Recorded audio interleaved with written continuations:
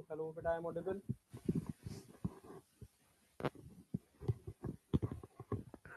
हाँ बेटा, सुन पा रहे हो क्या?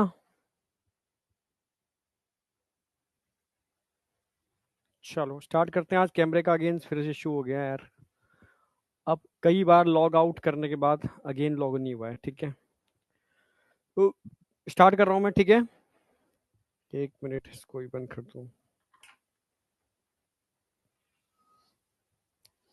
तो good afternoon all of you. Again good afternoon बेटा, नमस्ते। तो मैंने कहा था कि नेक्स्ट वीक से हम 12th स्टार्ट कर रहे हैं। तो आज हमारा 12th का स्टार्ट हो रहा है, ह्यूमन रिप्रोडक्शन लेक्चर नंबर 1। ठीक है, कोशिश करूंगा मेरा पहला जो लेक्चर होगा वो मेल रिप्रोडक्टिव सिस्टम का होगा। ठीक है, सेकेंड वाले लेक्चर के अंदर मैं फीमेल वाला पार्ट, ठीक है, लगभग लगभग खत्म करूंगा। ठीक है, थर्ड वाले लेक्चर से हम स्टार्ट करेंगे गैमिटोजेनेसिस, ठीक है, मींस स्पर्मेटोजेनेसिस। और फोर्थ वाले लेक्चर के अंदर हम गैमिटोजेनेसिस मतलब एंड कर देंगे, मतलब oogenesis एंड कर देंगे इंक्लूडिंग मेंस्ट्रुअल साइकिल। ठीक है, और फिफ्थ लेक्चर के अंदर हम लोग स्टार्ट करेंगे एम्ब्रियोजेनेसिस। ठीक है, जिसके अंदर पार्चुरेशन इंक्लूड होगा। ओके, तो इस तरीके से 6 लेक्चर के अंदर हमारा ये पूरा का पूरा चैप्टर एंड हो जाएगा। ओके, टेलीग्राम वाले टेस्ट में तुम्हारा सिर्फ एक ही क्वेश्चन गलत था, ज्वेल का। ठीक है, तो मैं तो भूल ही गया। ठीक है, कल 2 टेस्ट थे आपके, मतलब एक तो मेन टेस्ट था आपका जिसमें फिजिक्स केमिस्ट्री जूलॉजी बॉटनी था। पेपर का लेवल थोड़ा सा हाई है। ठीक है, पर टेंशन मत लेना, वो सबके लिए हाई है। ठीक है, तो इसलिए ज़्यादा टेंशन लेने की जरूरत नहीं है। फिजिक्स केमिस्ट्री जूलॉजी बॉटनी में ये कोशिश किया करो। आज शाम को रिजल्ट आ जाएगा, कल मैं रिजल्ट डिस्प्ले पे भी लेकर के आऊंगा। ठीक है, कुछ बच्चों ने अपना जो टेस्ट के बाद रिजल्ट आता है वो शेयर भी किया है, उसको मैच भी करेंगे कि वाकई में मैच होता है या नहीं होता। ठीक है, हाँ, तो वो भी मैं एक बार चेक करूंगा। ओके, तो लगभग सारे बच्चों का ठीक गया है। 45 क्वेश्चन में से 44 क्वेश्चन राइट हैं। ठीक है, बहुत बढ़िया, ये तो सही तैयारी है, इसका मतलब रिवीजन परफेक्ट है आपका। ठीक है, तो आज से मैंने आपसे कहा था मंडे है, तो आज हमारा एक्सक्रीटरी सिस्टम का रिवीजन चालू हो जाना चाहिए आपका। ठीक है, लगभग 3 दिन आपको एक्सक्रीटरी के लिए मिल रहे हो, 3 दिन आपको लोकोमोशन के लिए मिल रहे हैं। ठीक है, लोकोमोशन के लिए 3 दिन ज्यादा ही हैं। ठीक है, 2 दिन भी रखो तो भी चलेगा, क्योंकि एक दिन में मसल्स कर सकते हो, एक दिन में बोन कर सकते हो आप। ठीक है, तो टोटल आपको इन 6 दिन के अंदर ये 2 चैप्टर एकदम मुट्ठी में, एकदम ब्रेन में सेट कर लेने हैं। ठीक है, चलो वो पैरेलल हमारा चलता रहेगा। तो अगले वीक हम ह्यूमन फिजियो एंड कर लेंगे, लगभग लगभग क्या कर ही लेंगे एंड। ठीक है, हाँ, नेक्स्ट वीक ह्यूमन फिजियो का रिवीजन एंड हो जाएगा, और फिर मैं स्ट्रक्चरल ऑर्गेनाइजेशन, बायोमोलिक्यूल और, ठीक है, एनिमल किंगडम का रिवीजन कराऊंगा। देन अगेन 12th तो हमारी चल ही रही है। ठीक है, हाँ, तो आज का टारगेट देख लो। आज का टारगेट होगा आपका मेल रिप्रोडक्टिव सिस्टम।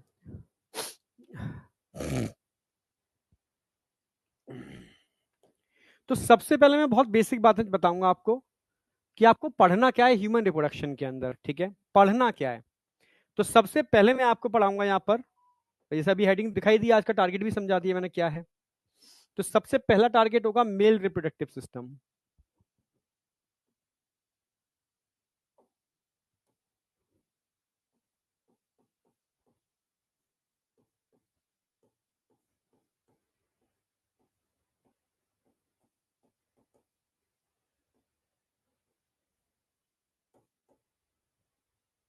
ओके, मैंने कहा भी था इस चैप्टर के स्टार्ट करते करते आपके अंदर मैच्योरिटी आ जानी चाहिए। ठीक है, ओके, आ चुकी है मैच्योरिटी या नहीं?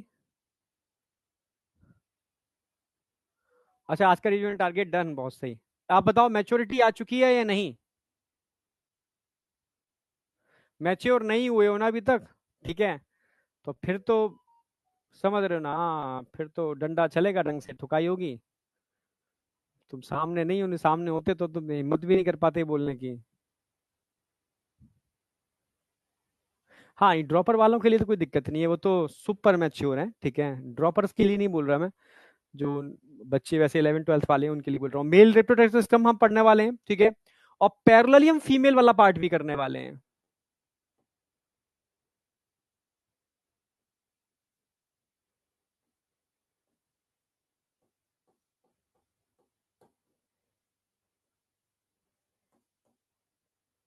तो 2 लेक्चर तो हमारे मेल और फीमेल में जाएंगे, 2 से ढाई लेक्चर, 2 तो नहीं 2.5 लेक्चर जाएगा। ठीक है, मेल एंड फीमेल में। अच्छा, मेल में आप क्या पढ़ने वाले हो उसके साथ में? यहां पढ़ने वाले हो आप गैमेटोजेनेसिस, मतलब स्पर्मेटोजेनेसिस।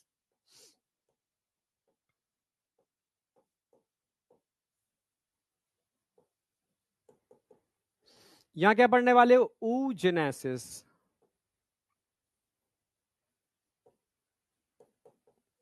इसके अंदर 2 लेक्चर जाएंगे आपके, ठीक है। और स्पर्मेटोजेनेसिस में स्पर्म मेल गैमीट बनते हैं, ठीक है। स्पर्म का फॉर्मेशन होगा, इसका पूरा डिटेल स्ट्रक्चर वगैरह हम पढ़ने वाले हैं। oogenesis के अंदर हम ओवा का फॉर्मेशन कराएंगे, इसका हम डिटेल स्ट्रक्चर वगैरह सब डिटेल पढ़ने वाले हैं। देन फाइनली हम पढ़ने वाले हैं पूरा mechanism of fertilisation, complete fertilisation, यानी किस तरीके से स्पर्म ओवा को फर्टिलाइज करता है, फर्टिलाइजेशन।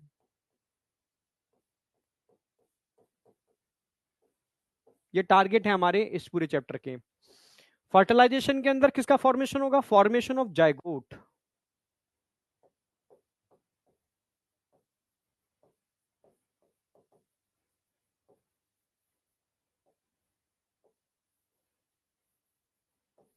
फिर हमें समझना है कि जाइगोट एक्चुअल में बनता कैसे है, वो डिप्लॉयड सेल बनती कैसे है। ये अपना ही बहुत मतलब गजब मैकेनिज्म है इसका, समझे? ठीक है, इसका अपना ही एक अल्टीमेट मैकेनिज्म है, तो उसको समझाऊंगा मैं, ठीक है। यहीं पर ही हम बात करेंगे फैटर्नल ट्विंस, ठीक है, yes, monozygotic twins, Siamese twins, NEET में साल भी क्वेश्चन आया था। तो ये वाला पार्ट हम यहाँ कवर करेंगे, जाइगोट बनने तक का मैकेनिज्म जो है, ठीक है। जाइगोट से लेकर के जो आगे की प्रोसेस है उस बीच में ये मैकेनिज्म होती है, जब कह सकते हो कि ब्लास्टुला से गैस्टुलेशन होता है ना, उस समय, यानी इसके आगे की मैकेनिज्म है। तो अब इसके बाद हम पढ़ने वाले हैं फॉर्मेशन ऑफ ब्लास्टोसिस्ट। यहां मैकेनिज्म होगी,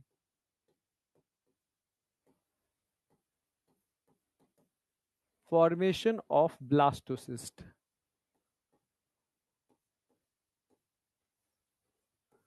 ठीक है।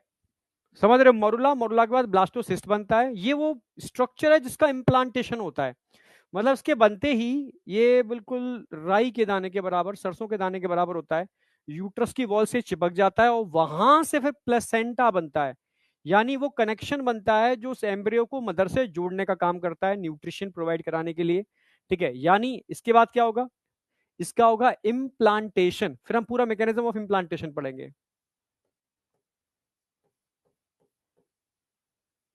इम्प्लांटेशन किस तरीके से ब्लास्टोसिस्ट यूट्राइन वॉल से चिपक जाता है, इसको इम्प्लांटेशन बोलते हैं, ठीक है। बहुत बेहतरीन मैकेनिज्म है, इसको अच्छी तरीके से समझना है आपको, ठीक है। इम्प्लांटेशन के बाद क्या होता है भाई? इम्प्लांट होते ही एम्ब्रियोजेनेसिस, यानी जैसे ही वो छोटा सा राई के दाने के बराबर एम्ब्रियो मदर की वॉल से चिपकता है, बीच में कनेक्शन बनता है प्लेसेंटा, ठीक है। बस अब इसके बाद एम्ब्रियो का डेवलपमेंट चालू होता है, डेवलपमेंट ऑफ एम्ब्रियो, यानी एम्ब्रियोजेनेसिस, एम्ब्रियोजेनेसिस। तो पूरा एम्ब्रियोजेनेसिस पढ़ने वाले हैं, ठीक है। लगभग 5 लेक्चर हमारे यहाँ इतने पूरे पार्ट में लग जाएंगे, 5 लेक्चर, ठीक है। ये पूरा पार्ट 5 लेक्चर को कवर करेगा। फिर रिमेनिंग लेक्चर के अंदर हम ये कोशिश करेंगे 1 से 2 लेक्चर के अंदर, ठीक है। तो वहां तो मैंने एक्स्ट्रा ज्यादा लेक्चर लिख रखे हैं, पर ये टोटल चैप्टर आपका हार्डली 6 से 7 लेक्चर के अंदर बहुत परफेक्टली हो जाएगा, ठीक है। हाँ, बहुत आराम से समझने की कोशिश करना, मैं स्टेप बाय स्टेप बताता रहा हूँ। फिर एम्ब्रियोजेनेसिस जब हो जाएगी, ठीक है, फिर क्या होगा भाई? एम्ब्रियोजेनेसिस, एम्ब्रियो बनता है, ठीक है। और 9 मंथ का पीरियड होता है जिसमें पूरा प्रॉपर एम्ब्रियो डेवलप होता है, इसको जेस्ट्रेशन पीरियड बोलते हैं, ठीक है। तो पूरा का पूरा हम पढ़ेंगे इसका।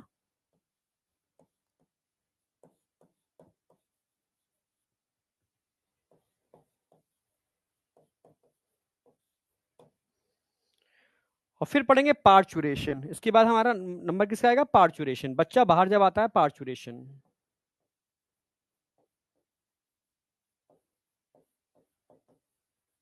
बर्थ। इसको लिख लो, ये पूरा हम पढ़ने वाले हैं, ठीक है। लगभग 5 लेक्चर इधर, और इतने मैकेनिज्म के अंदर आपके 2 से 3 लेक्चर लग जाएंगे, ठीक है। हाँ, 7 से 8 लेक्चर में आपका ये पूरा मैकेनिज्म कंप्लीट हो जाएगा। यहां तक नोट करो फटाफट।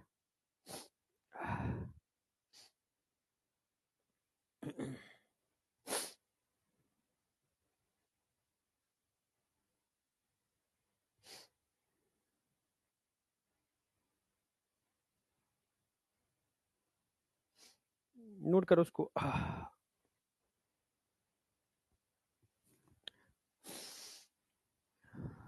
कूल सही नहीं हो रहा बस।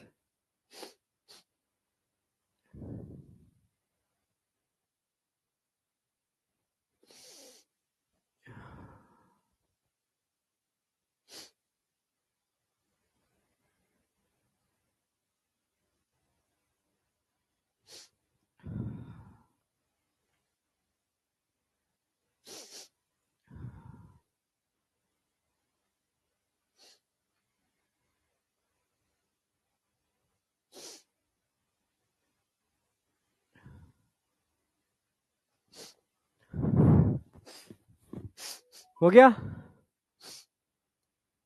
हाँ लास्ट में ये होगा, ठीक है, पार्चुरेशन। नोट कर लो उसको फटाफट।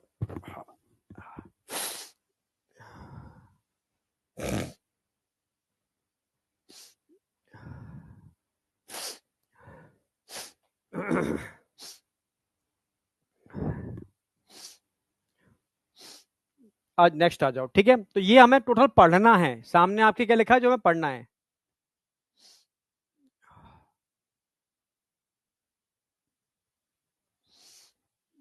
Noted noted noted noted noted. हाँ बेटा इसको नोट करना है। चलो नेक्स्ट आ जाओ। अब आ जाओ types of sex organ in humans. तो ह्यूमन में दो टाइप के सेक्स ऑर्गन होते हैं, प्राइमरी और सेकेंडरी। ठीक है, प्राइमरी सेक्स ऑर्गन कौन से होते हैं, किसके बेस पर आप प्राइमरी सेकेंडरी में डिवाइड करोगे? तो आप बोलोगे अगर किसी ऑर्गन के अंदर गैमेटोजेनेसिस हो रही है, ठीक है, सेक्स हार्मोन रिलीज कर रहे हैं, तो वो सारे प्राइमरी हैं, चाहे वो मेल हो या फीमेल हो। हाँ, जो मैच्योरेशन ट्रांसपोर्टेशन से रिलेटेड है वो सब सेकेंडरी हैं, ठीक है। तो मैं इसको क्लासीफाई कर सकता हूं प्राइमरी सेकेंडरी के अंदर।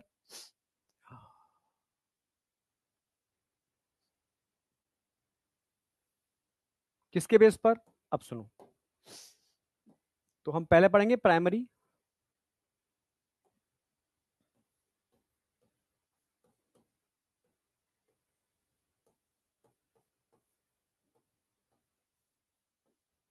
प्राइमरी सेक्स ऑर्गन और secondary sex organ.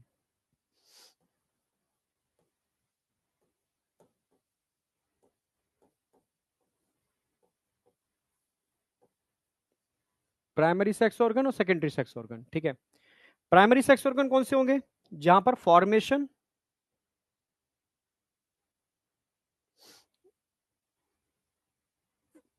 Secretion of sex hormone,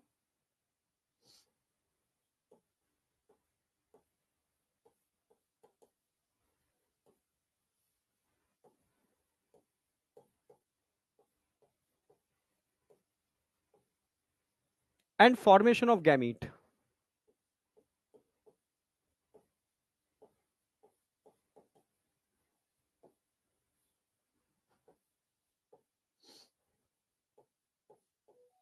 ये सारे सारे प्राइमरी होंगे। सेकेंडरी कौन से होंगे? सेकेंडरी किसके बेस पे बोलोगे? सेकेंडरी किसके बेस पे बोलोगे? जहां पर maturation and transportation of gamete होगा।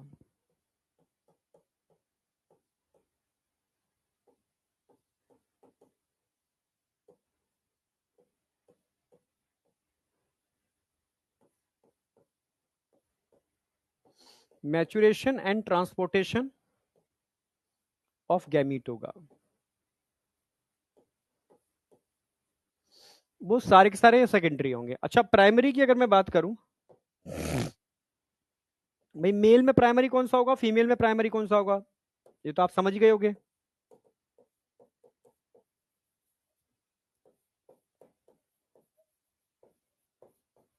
भाई मेल के अंदर टेस्टिस, फीमेल के अंदर ओवरीज। भाई टेस्टिस में सेक्स हार्मोन भी बनते हैं और सीक्रेट होते हैं, और गैमीट का फॉर्मेशन भी होता है। ओवरी के अंदर सेक्स हार्मोन भी बनते हैं, सीक्रेट होते हैं, और गैमीट का फॉर्मेशन भी होता है। तो ये प्राइमरी सेक्स ऑर्गन हो गए मेल और फीमेल में।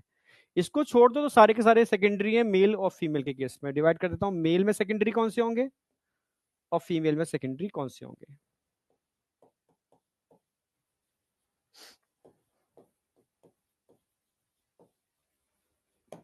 भाई मेल में इसको छोड़ के सारी, जैसे टेस्टिस के बाद क्या आएगा, epididymis,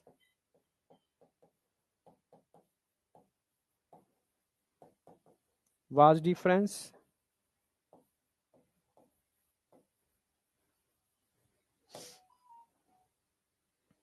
ejaculatory duct,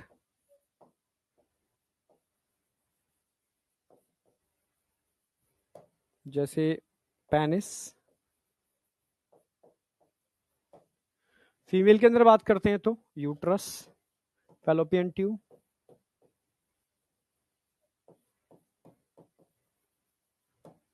uterus, fallopian tube, uterus, cervix,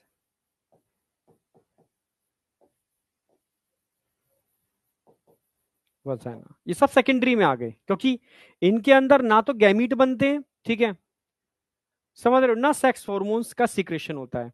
हाँ, मैच्योरेशन एंड ट्रांसपोर्टेशन से रिलेटेड है गैमीट के, मैच्योरेशन ट्रांसपोर्टेशन।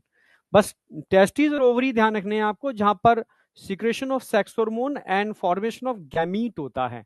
यहां तक कोई डाउट है?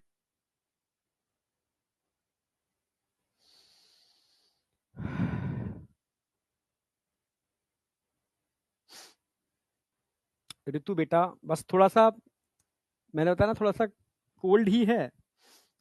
हाँ, थोड़ा सा हो जाएगा सही, मौसम चेंज हो रहा है, और कुछ नहीं। विंटर कपड़े, हाँ कपड़े का भी इंतजाम, जैकेट पहनेंगे। अभी कोई नहीं, कमरा बहुत गर्म रहता है क्योंकि इतनी लाइटें होती हैं कमरे के अंदर, हीट अपने आप हो जाती है। चलो,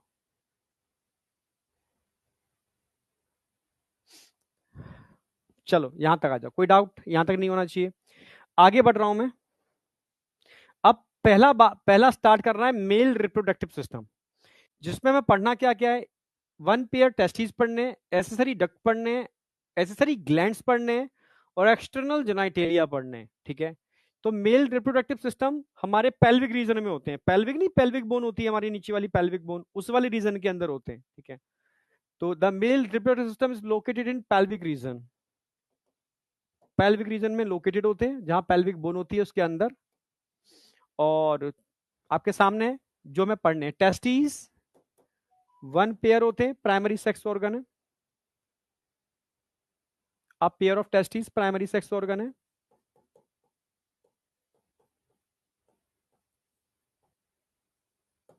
एसेसरी डक्ट, ये बहुत इंपॉर्टेंट है। मैं आपको चार मेल सेक्स एक्सेसरी डक्ट बताऊंगा, ऐसी फीमेल सेक्स एक्सेसरी डक्ट भी होते हैं, वो फीमेल में बताऊंगा। Accessory glands, female sex accessory gland भी होते हैं, ठीक है, यहां पर भी होते हैं। एक्सटर्नल जेनाइटेलिया, फीमेल के केस में भी एक्सटर्नल जेनाइटेलिया होते हैं, मेल के केस में भी एक्सटर्नल जेनाइटेलिया होते हैं, जो बॉडी के बाहर एक्सटर्नल जगह पे होते हैं, तो एक्सटर्नल जेनाइटेलिया। एसेसरी डक्ट में मैं चार डक्ट बताऊंगा, और रटी टेस्टिस,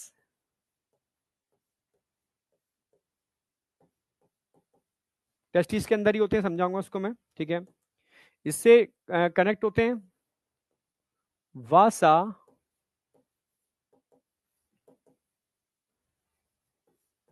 इफ्रेंसिया, और वासा इफ्रेंसिया से कनेक्ट होता है एपिडिडाइमिस,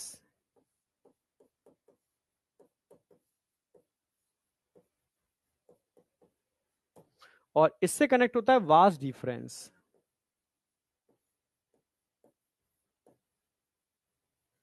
ये चार डक्टें जुड़ी होती हैं, अभी टेस्टिस का डायग्राम बनाऊंगा उसमें चारों आएंगी, ठीक है। तो डायरेक्ट क्वेश्चन आता है, which of the following included in male sex accessory duct.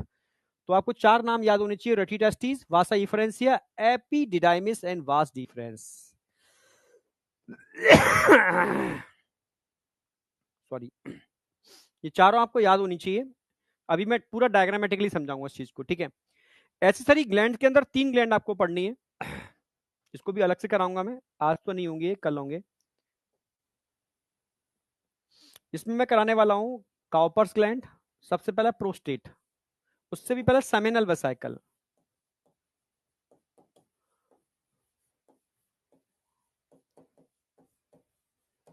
ये दो होती हैं, मतलब पेयर में होती हैं। फिर आप पढ़ोगे प्रोस्टेट, ये एक ही होती है बेटा। और फिर इसके बाद आती है बल्बो यूरेथ्रल, जिसको काउपर्स ग्लैंड भी कहते हैं।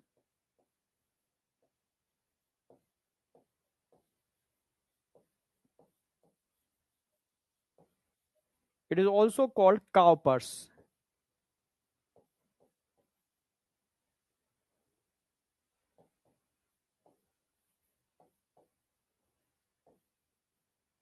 ठीक है, ये भी पेयर में होती है, यानी प्रोस्टेट सिंगल होती है, बाद बाकी की दोनों पेयर में होती हैं। एक्सटर्नल जेनाइटेलिया, इसमें आप दो चीजें पढ़ोगे,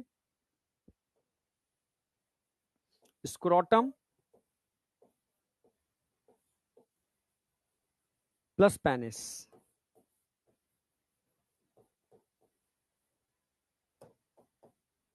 बस ये आपको टारगेट है मेल का पूरा, यानी ये आपको प्रॉपर डायग्रामेटिकली कंसेप्चुअली ब्रेन में सेट करना है। ठीक है, तो यहाँ इन सबको सबसे पहले मैं कॉमन डायग्राम में लेकर के आता हूँ, ठीक है, जिसमें लगभग लगभग सारे क्वेश्चन सॉल्व हो जाते हैं। कॉमन डायग्राम बनाता हूँ मैं इसका, ठीक है, जिसमें हर चीज इंक्लूड होती है। ठीक है, इसको पहले लिख लो आप,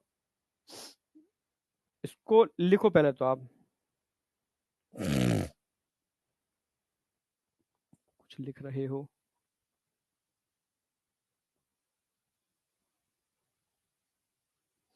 हेल्थ पर काम कर रहा हूँ, मैंने बताया ना, कुछ चीजें ऐसी होती हैं, मतलब हेल्थ बॉडी से नहीं होती बेटा, मेंटली होती है। ठीक है, ये समय जो चल रहा है ना, ऐसी कंडीशन है, कई चीजें तो शेयर भी नहीं कर सकता आपसे। ठीक है, हाँ, बट हाँ, थोड़ा सा चीजें मतलब बैकग्राउंड में बहुत बढ़िया नहीं चल रही हैं। ठीक है, तो उसका इफेक्ट सीधा हेल्थ पर आता है। हेल्थ पर काम करने से नहीं, अगर आप कुछ भी मत करो हेल्थ पर काम, ठीक है, आप सूखी रोटी खाओ, मेंटली अगर आप हेल्दी हो ना, तो कुछ आप कुछ जरूरत ही नहीं है। ठीक है, अब एक्चुअल में इतने सारे बच्चों से जुड़े हुए हैं, ठीक है, और यहाँ अकेले भी वर्क नहीं है, वर्क में भी बहुत सारे लोग जुड़े हुए हैं। ठीक है, वो भी हम किसी पर डिपेंड हैं, किसी सिस्टम के ऊपर। ठीक है, और ठीक है, तो बहुत सारी चीजें होती हैं, तो एक प्रेशर जनरेट हो जाता है कभी कभी। ठीक है, बहुत सारी, हाँ, कभी कभी आपस में भी एक दूसरे की सोच मैच नहीं करती है, तो उसमें गड़बड़ हो जाता है। ठीक है, तो बहुत सारे प्रेशर होते हैं, तो कभी कभी उसका इफेक्ट सीधा इनडायरेक्टली हेल्थ पर पड़ता है। भाई मैं खुद शॉक्ड हूँ कि सब कुछ चीजें ठीक चल रही हैं, पर हेल्थ क्यों नहीं कंट्रोल हो रही। ठीक है, पर कोई नहीं, ठीक है, बस ये है कि कंसिस्टेंसी से लगे रहेंगे तो आज नहीं तो कल बेटर होगा। ठीक है, तो अभी ये है कि दिसंबर आ रहा है, तो आपको थोड़ा सा समझना होगा।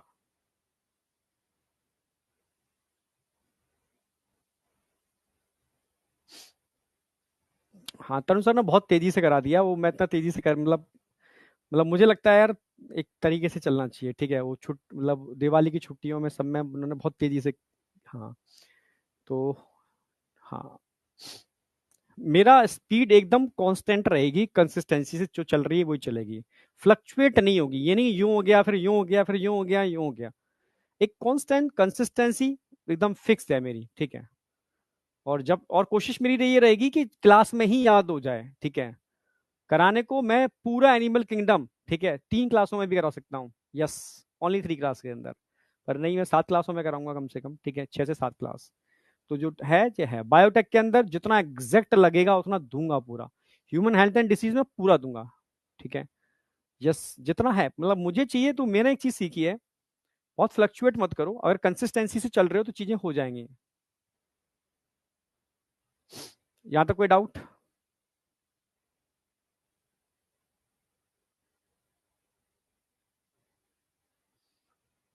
जनवरी एंड तक तो नहीं, मुझे लग रहा है मिड जनवरी तक हो जाएगी। ठीक है, मैं दिसंबर तक कर दूंगा। ठीक है, दिसंबर तक का मेरा प्रॉमिस है, पर बाई चांस अगर हेल्थ कोई का कंसेप्ट कुछ रहा है साथ, तो मिड जनवरी जा सकता है, नहीं तो मुझे लगता नहीं है, मैं दिसंबर में कर दूंगा, क्योंकि चालू है अब तो। ठीक है, समझ रहे हो, अभी मेरी क्लास नहीं आ रही थी, अगर मेरी क्लास आ रही होती तो अब तक मेरी चालू हो गई होती। ठीक है, हाँ, तो चालू किसने की इससे कोई फर्क थोड़ा ना पड़ता है, कि आप प्रॉपर तरीके से चीजें चल रही हैं उससे फर्क पड़ता है। ठीक है, अब ये 3 वीक है, इन 3 वीक के अंदर ह्यूमन रिप्रोडक्शन आधे से ज्यादा हो जाएगा आपका। हाँ, चलो, अब थोड़ा समझना है आपको।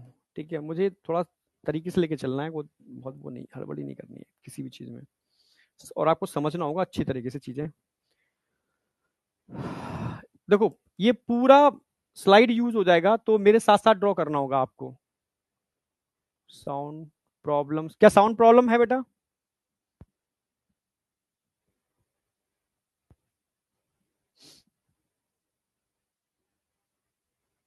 नो। हाँ, प्रीवियस स्लाइड में देता हूँ, पर साउंड प्रॉब्लम मुझे बता दो बस, अगर है तो मैं एक बार को इसको नोट कर लो। फिर मैं पूरा ह्यूमन रिप्रोडक्टिव सिस्टम में मेल वाला पार्ट पूरा बनाने वाला हूँ, ठीक है? उसको मेरे साथ ड्रॉ करोगे। हाँ, उसमें सारे क्वेश्चन, सारी एनसीईआरटी इंक्लूड कर दूंगा।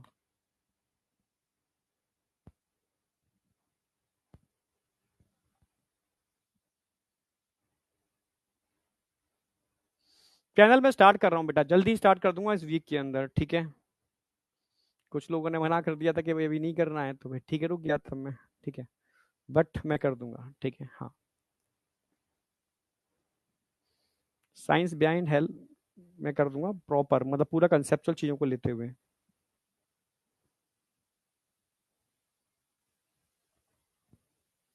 बेटा अब साउंड प्रॉब्लम नहीं होनी चाहिए।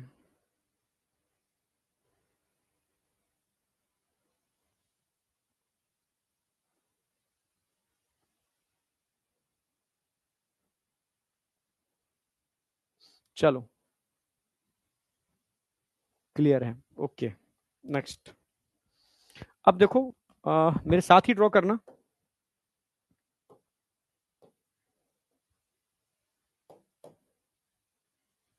साथ ड्रॉ करना। स्क्रोटम।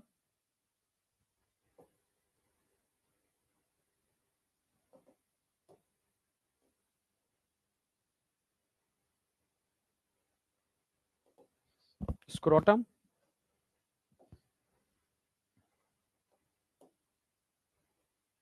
ठीक है, स्क्रोटम के अंदर टेस्टिस।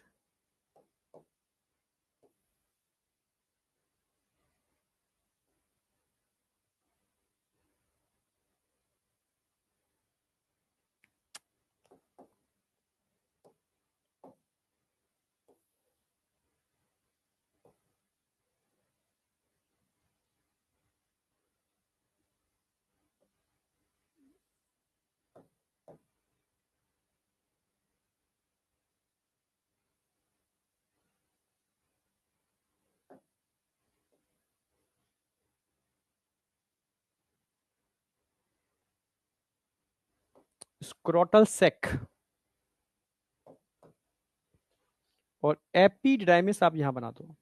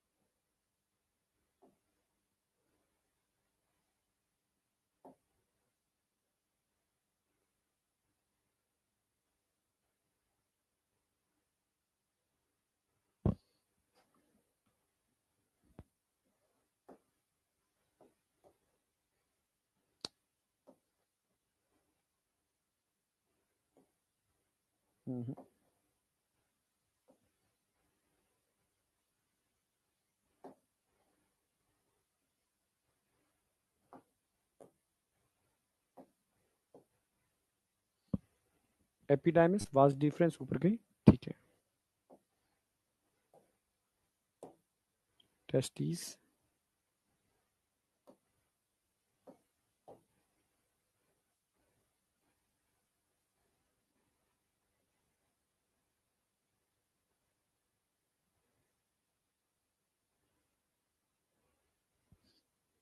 ऐसा स्ट्रक्चर ड्रॉ करना है आपको।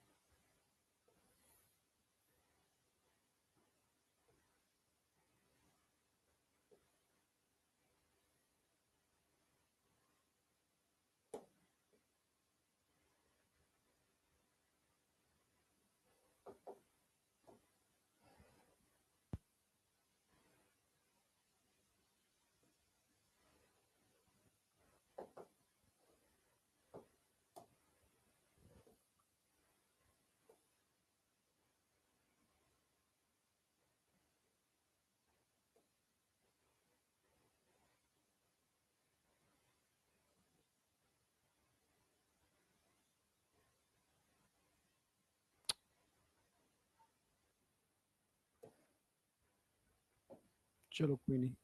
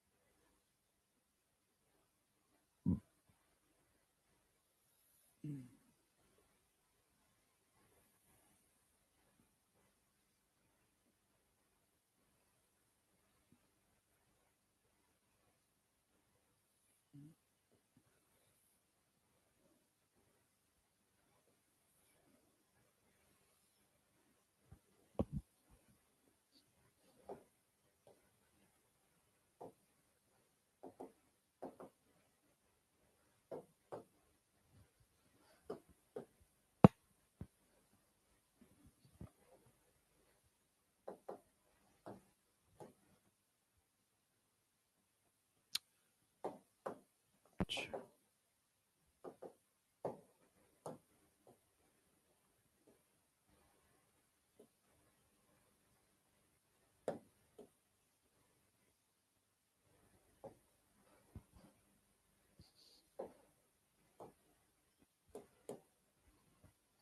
हम्म।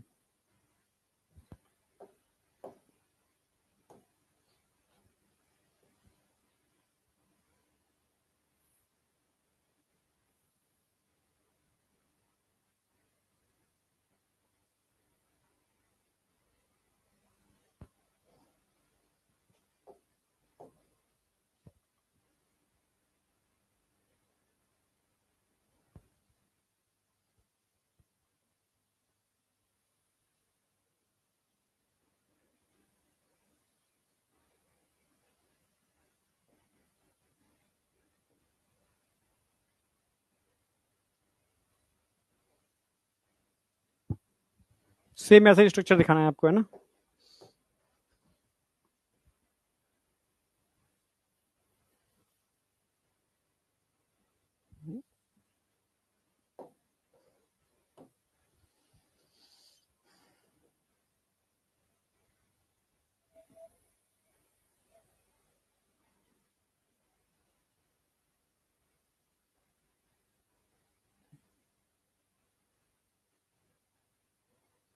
ड्रॉ कर लो इस तरीके से।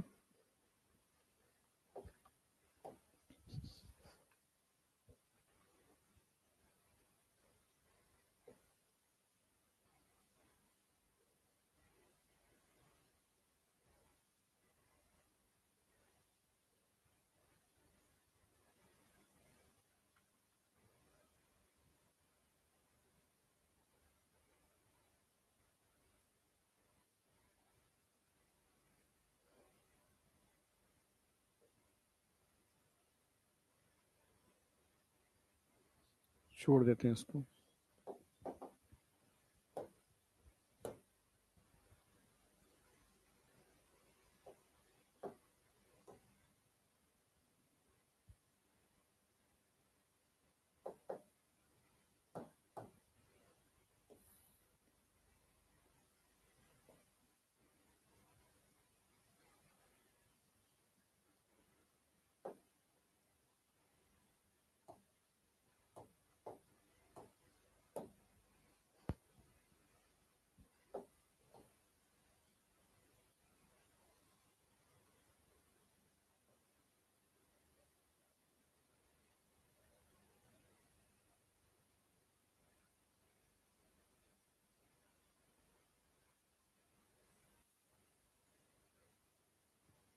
देखो इस तरीके से समझना, स्क्रोटम बाहर है, पेनिस बाहर है, हाफ मैंने बनाया, सेम हाफ स्ट्रक्चर इधर भी होगा, सेम वैसा ही। ये पूरी अंदर वाला पार्ट एब्डोमिनल कैविटी है, ठीक है? ये है पूरी एब्डोमिनल कैविटी।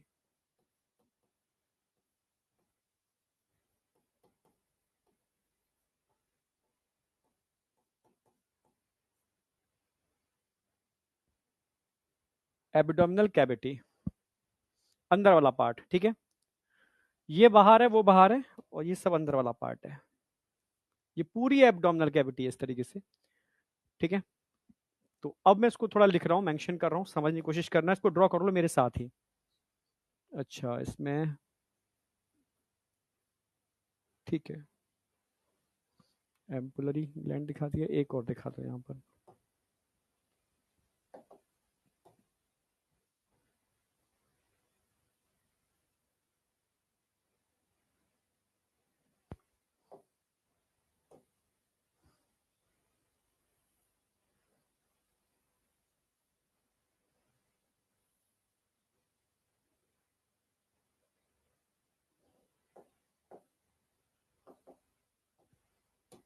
ये सेमिनल वेसिकल हो गए, ठीक है, ये भी ग्लैंड हो गए सेमिनल वेसिकल, इसी में ओपन कर रहे हैं।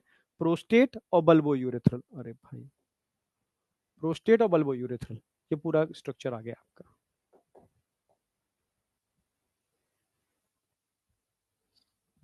अब ठीक है, मैं लिखना स्टार्ट कर रहा हूँ। डायग्राम ड्रॉ कर लिया इतना, पहले ये बताओ, डायग्राम ड्रॉ करो, उसको हट जाता हूँ मैं बिल्कुल ही।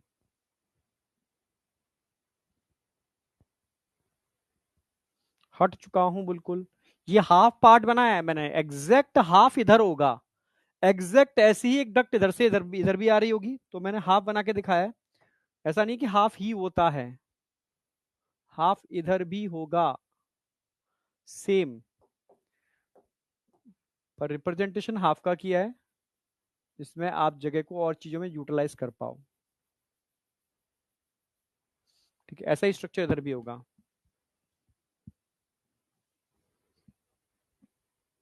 चलो अब मैं स्टार्ट कर रहा हूं। डायग्राम ड्रॉ हो गया, डायग्राम ड्रॉ है, ऑल परफेक्ट, साउंड ठीक है।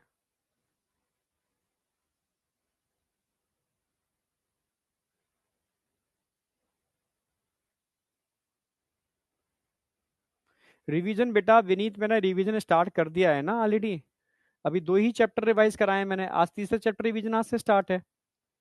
ठीक है, संकल्प बाय एमडी सर टेलीग्राम पर जुड़ जाओ, तो उससे वहां से रिवीजन हम स्टार्ट कर रहे हैं।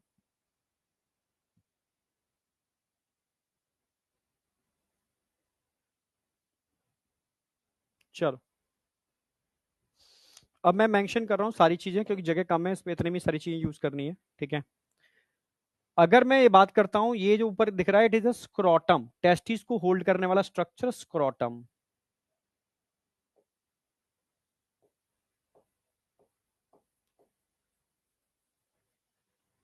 ठीक है,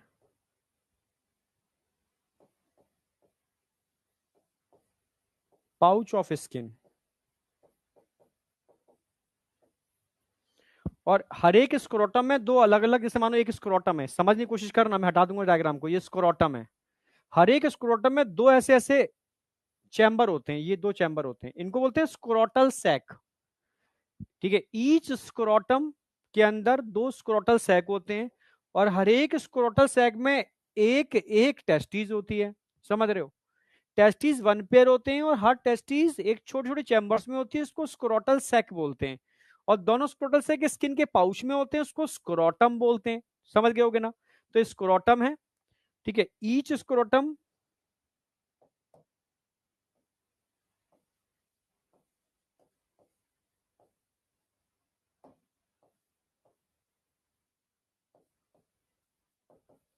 to scrotal sac,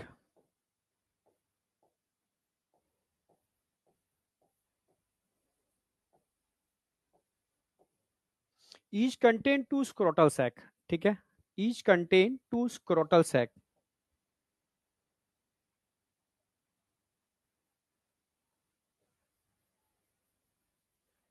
each contain two scrotal sac, each scrotal sac, ठीक है, बियर वन टेस्टिस, तो भाई टू स्क्रोटल सैक है तो टू टेस्टिस बियर करेंगे यहाँ पर। ठीक है, तो स्क्रोटल सैक ये वाला है, ये है स्क्रोटल सैक।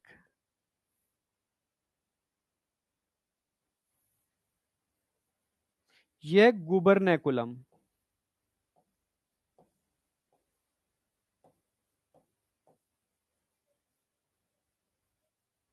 कुछ लिगामेंट जैसे स्ट्रक्चर होते हैं, लिगामेंट नहीं, ठीक है, इनमें कॉन्ट्रैक्शन की वजह से ही टेस्टिस एब्डोमेन कैविटी से स्क्रोटम में आते हैं एम्ब्रियोनिक स्टेज में। जब बच्चा एम्ब्रियोनिक स्टेज होती है तो बनते टेस्टिस एब्डोमेन के अंदर है। ठीक है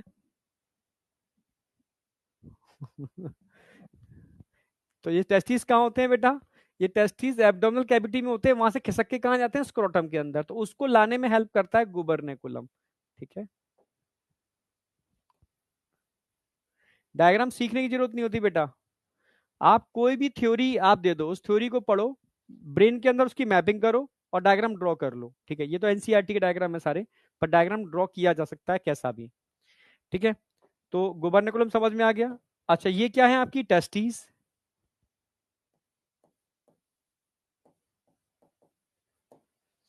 ठीक है, और टेस्टिस के ऊपर जो दिख रहा है ना आपको ये स्ट्रक्चर, ये है एपिडिडाइमिस।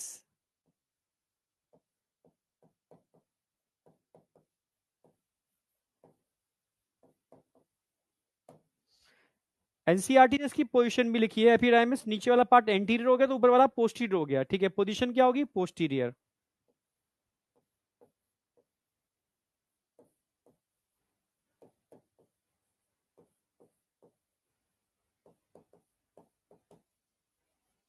पोस्टीरियर पोजीशन होती है एपिडाइमिस की।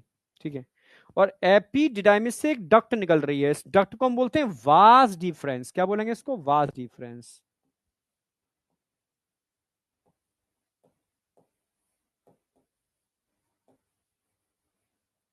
ये वास डिफरेंस अकेली नहीं होती, ये वास डिफरेंस एक कॉर्ड की फॉर्म में होती है, कॉर्ड होती है पूरी कॉर्ड।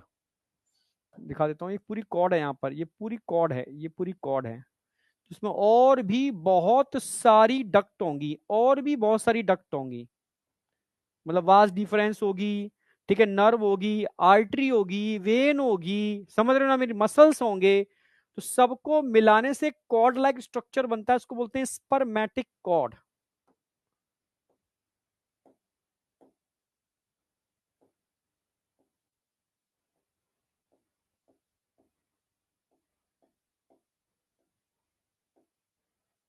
ये कॉर्ड लाइक स्ट्रक्चर बन रहा है, पूरी पूरी कॉर्ड जो दिख रही है इसको बोलते हैं spermatic cord.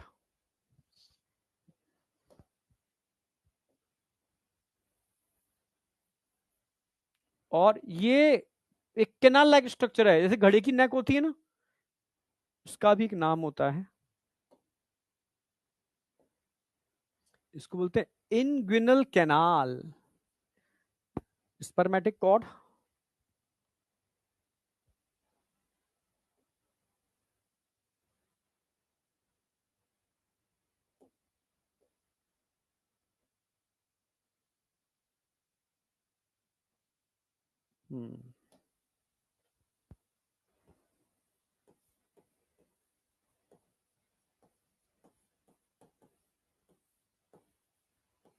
Spermatic cord, spermatic cord है, और इस कैनाल को बोलते हैं इनग्विनल कैनाल।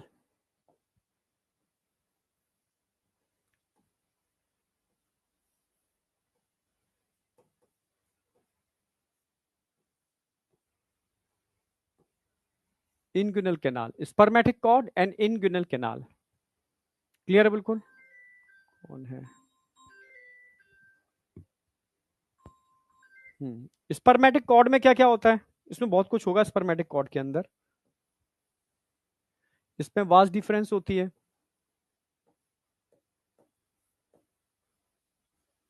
एक कॉर्ड तो समझते हो ना, जैसे मैं तुमसे कहूं कि ये एक वायर पड़ा हुआ है, ठीक है, ये कॉर्ड है, ठीक है, इस कॉर्ड में क्या क्या होगा, इस कॉर्ड के अंदर कई वायर होंगे, कई वायर के मिलने से कॉर्ड लाइक स्ट्रक्चर बनता है। ठीक है, ऐसे ही अगर मैं तुमसे कहूं बेटा, ये कॉर्ड है पूरी, जिसमें वास्ट डिफरेंस तो होगी, पर साथ में artery, when, lymph vessels, nerve, ठीक है, एटसेट्रा, मसल्स, बहुत कुछ होगा, सबको मिलने से कॉर्ड लाइक स्ट्रक्चर बनता है।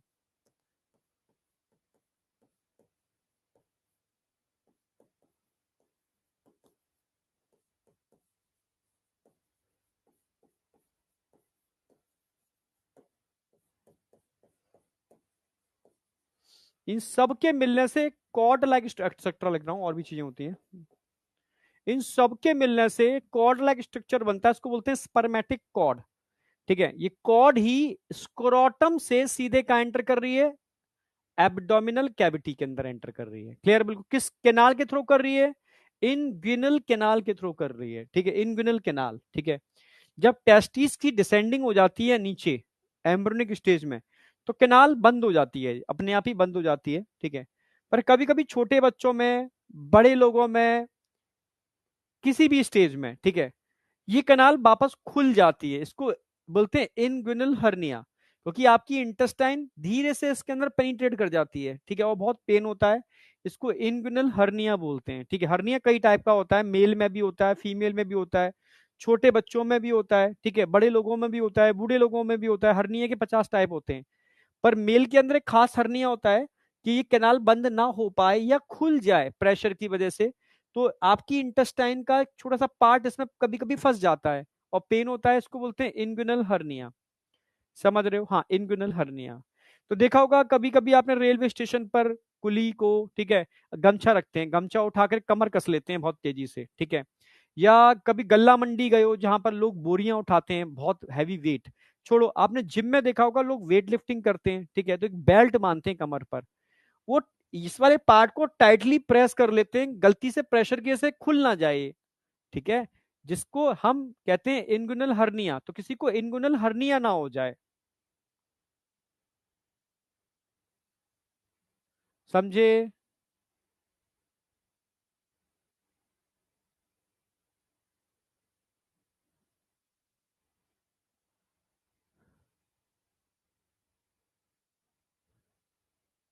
यहां तक कोई डाउट?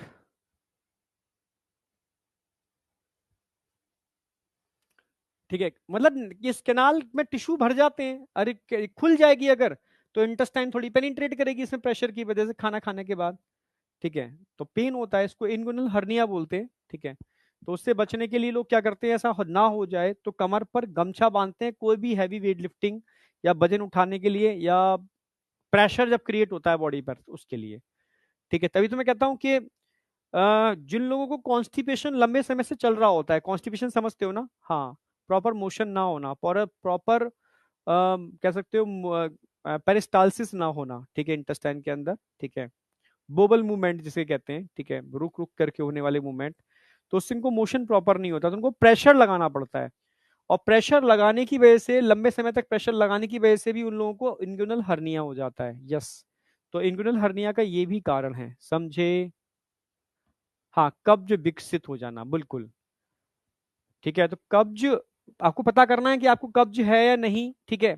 अगर आपको बिना किसी प्रेशर के, ठीक है, मोशन हो रहा है, बैठते ही मोशन हो रहा है बिना किसी प्रेशर के, तो आपको कब्ज नहीं है। मोशन हो रहा है पर थोड़ा प्रेशर डालना पड़ रहा है, तो आपको कब्ज है, ठीक है। हाँ, मोशन मतलब उस पे ही बहुत बड़ा रिसर्च है, समझ रहे हो ना? हाँ, मतलब किस तरीके से हो रहा है, क्या है, बहुत सारी चीजें डिसाइड होती हैं, ठीक है, क्योंकि इस पर भी एक मतलब पूरी एनालिसिस है, ठीक है। न्यू बॉर्न बेबी में टेस्टिस होते हैं पर एब्डोमिनल कैविटी में होते हैं, ठीक है। हाँ, जब एम्ब्रियो बढ़ रहा होता है, बन रहा होता है, तब वो स्क्रोटम में आते हैं, ठीक है, स्क्रोटम में आते हैं, समझे? हाँ बेटा, ठीक है, फिर ऑपरेशन कराना होता है, कुछ नहीं, सिंपल सा ऑपरेशन होता है, हल्का कट लगाते हैं या एक पैच लगा देते हैं, ठीक है, और जहां पर ये या इसको फिल कर देते हैं एक पैच लगा करके, सिंपल सी बात है, ठीक है। तो यहां तक कोई डाउट है किसी को? यहां तक डाउट नहीं होना चाहिए, देखो, ठीक है। तो इंगुनल हर्निया भी क्लियर है, स्पर्मेटिक कॉर्ड भी क्लियर है, वास डिफरेंस भी क्लियर है, एपिडिडाइमिस भी क्लियर है। यहां तक कोई डाउट है तो मुझे बताओ। अरे वो छोड़ो, रुक रुक करके होता है, इधर आ जाओ, ठीक है। कोई तुमसे ऑनलाइन में यही दिक्कत है, तुम्हें कोशिश टीचर करता है थोड़ा समझाने की, कंसेप्चुअल, ठीक है, तो तुम्हें फ्रीडम मिल जाती है खूब डट के, ठीक है, कमेंट करने की। ऐसा मत किया करो, मैं समझा रहा हूं तो सोचो कि मैं ऑफलाइन पढ़ा रहा हूं, तुम्हारे सामने बैठा हूं, अब तुम्हें क्या क्वेश्चन करने चाहिए, ठीक है, जेन्युइनली वो क्वेश्चन क्रिएट किया करो, ठीक है। तो यहां तक कोई डाउट है किसी को? बहुत सारे क्वेश्चन सिर्फ यहीं से मिलेंगे, इसलिए मैं कह रहा हूं, ठीक है।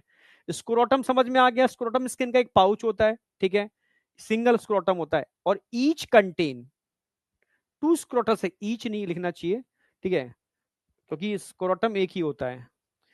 तो स्क्रोटम में क्या होता है? कंटेन टू स्क्रोटल सैक, ठीक है, सिंगल स्क्रोटम एक ही होता है, कंटेन टू स्क्रोटल सैक, दो स्क्रोटल सैक होते हैं, और ईच कंटेन वन टेस्टिस। अब आगे साइड लिख दो यहां चाहो तो।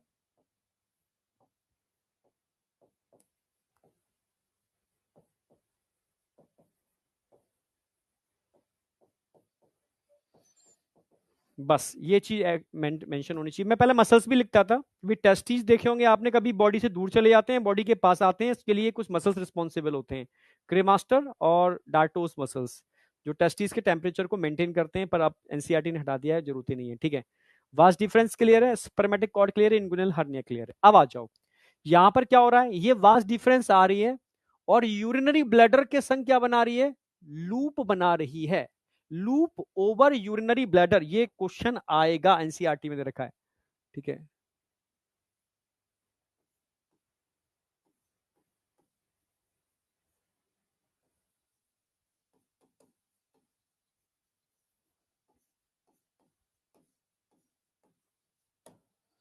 ठीक है, आगे कहां खुल रही है, कि एम्पुला लाइक स्ट्रक्चर। ये क्या है, एम्पुला, एम्पुला। इसमें क्या होता है, storage, storage of sperm.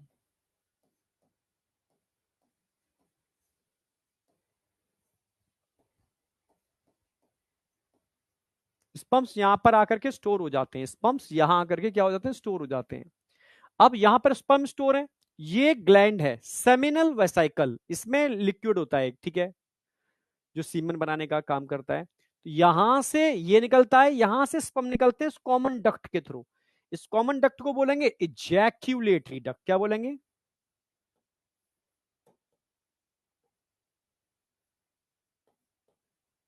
Ejaculatory duct. एक ऐसी डक्ट जो दो डक्टों के मिलने से बनती है, समझने की कोशिश करना। एक कॉमन डक्ट है, ठीक है, इधर से तो आ रहा है, एम्पुलरी डक्ट आ रही है, एम्पुलरी डक्ट आ रही है, इधर से स्पर्मेटिक कॉर्ड की डक्ट आ रही है, दोनों के मिलने से कॉमन डक्ट बन रही है। इसको हम क्या बोलते हैं, जैक्यूलेटरी डक्ट, क्योंकि यहां पर आ रही है स्पर, ठीक है, ये क्या नाम है, सेमिनल वेसाइकल की डक्ट, यहां से आ रही है एम्पुलरी डक्ट, के मिलने से कॉमन डक्ट बन रही है जो यूरेथ्रा में खुलती है। इसको बोलते हैं इजैक्यूलेटरी डक्ट, इजैक्यूलेटरी डक्ट। समझते जाना अच्छे से, ये urinary bladder.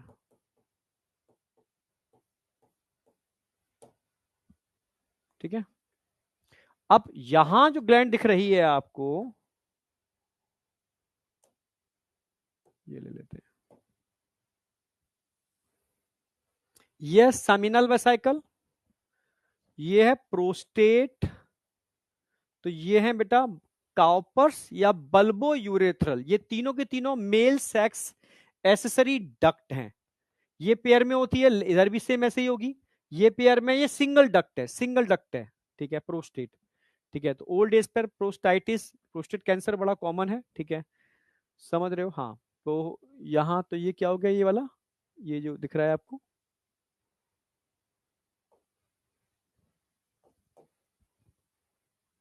Seminal vesicle,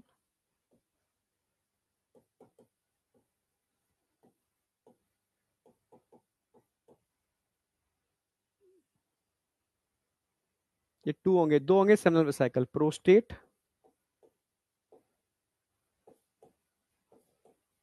single होगी बल्बो यूरेथ्रल,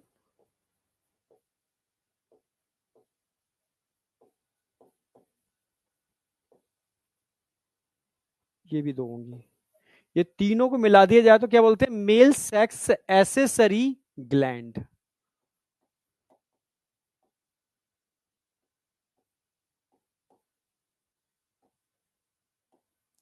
जिनको मैं डिटेल में अलग से पढ़ाऊंगा, डिटेल में। ठीक है, अब आ जाओ, जो पेनिस है, नीचे पेनिस दिख रहा होगा आपको, सेम पूरा मस्कुलर स्ट्रक्चर होता है। ठीक है, पेनिस, तो पेनिस के अंदर आपको ये तो यूरेथ्रा दिख रही होगी, एक तो यूरेथ्रा के अराउंड आपको कुछ, ये तो पूरी यूरेथ्रा है।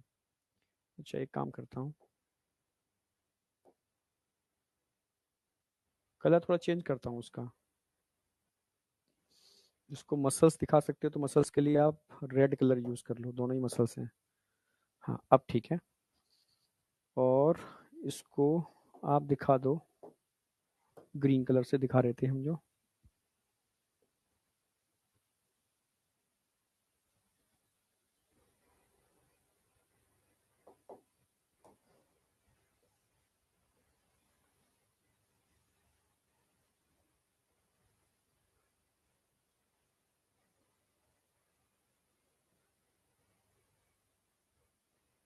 ठीक है, अब थोड़ा कलर डिफ्रेंशिएट होगा।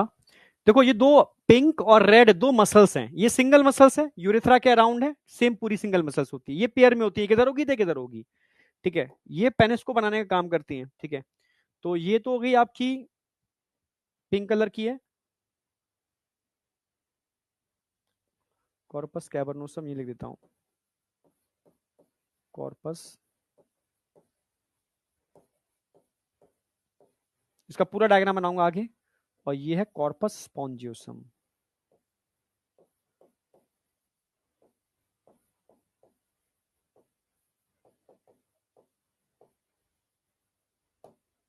ये टिप ऑफ पेनिस जो होती है इसको हम बोलते हैं ग्लैंस पेनिस।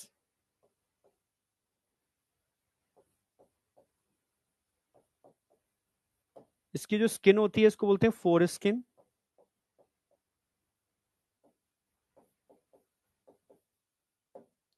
और यूरेथ्रा की जो ओपनिंग होती है इसको बोलते हैं यूरेथ्रल मिएटस।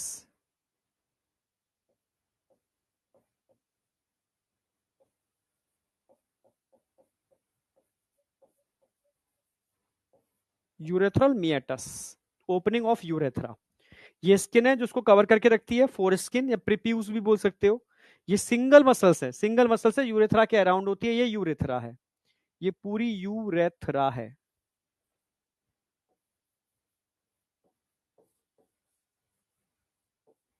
यूरेथ्रा, इसको हम यूरिनो जेनाइटल डक्ट बोल सकते हैं। क्या बोल सकते हैं?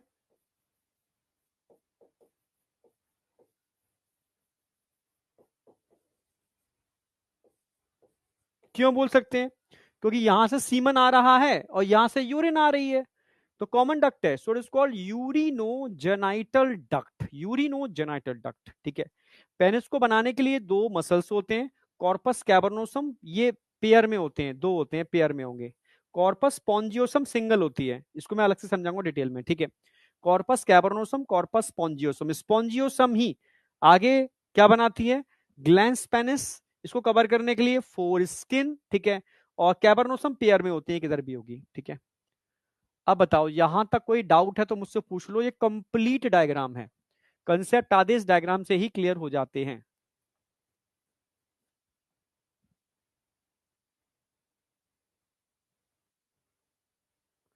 देखो बेटा, प्रोस्टेट कैंसर बड़ा कॉमन है लेट एज में, क्योंकि एज बढ़ने के साथ साथ आज की डेट में तो 40 साल से ऊपर वाले लोगों को भी देखने को मिल रहा है। ठीक है। 50 साल से ऊपर वालों को भी मिल रहा है। ठीक है।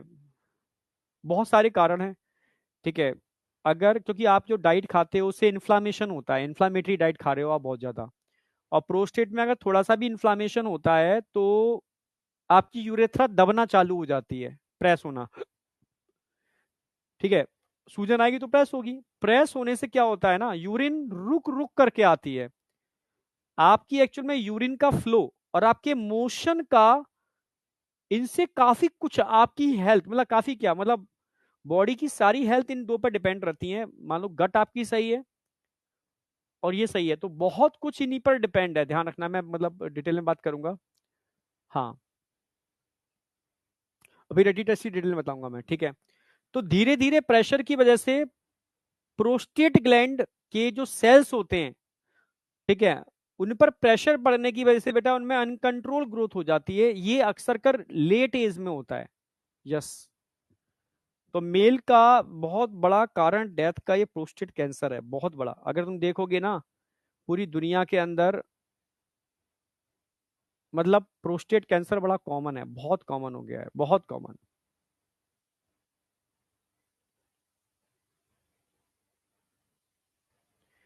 अभी अमेरिका के जो पूर्व राष्ट्रपति थे उनको भी सेम प्रोस्टेट कैंसर था, आपको पता होगा, जॉय बाइडन।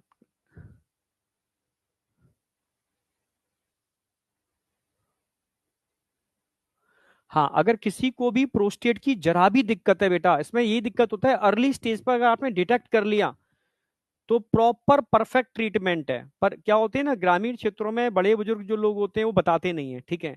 ये तो सिंपल एक मतलब एक टैबलेट आती है, अगर आप जरा भी मतलब दिक्कत आ रही है यूरिन के अंदर तो टैबलेट लेते रहो, कोई कभी दिक्कत नहीं आएगी। बहुत ज्यादा दिक्कत आ रही है तो आप एक सर्जरी से उसको निकलवाई दो, एक अच्छे डॉक्टर, मतलब एक बहुत अच्छे डॉक्टर के थ्रू। और आप केयर नहीं करते हो, नहीं ध्यान देते हो, आपने पीएसए टेस्ट नहीं कराया, नहीं पीएसए टेस्ट सबको कराना चाहिए। ठीक है। 40 साल के ऊपर सबको पीएसए टेस्ट कराना ही चाहिए, तो जाकर के ये कैंसर में कन्वर्ट हो जाता है। फिर थोड़ा दिक्कत आती है, काफी, थोड़ा नहीं बहुत दिक्कत आती है।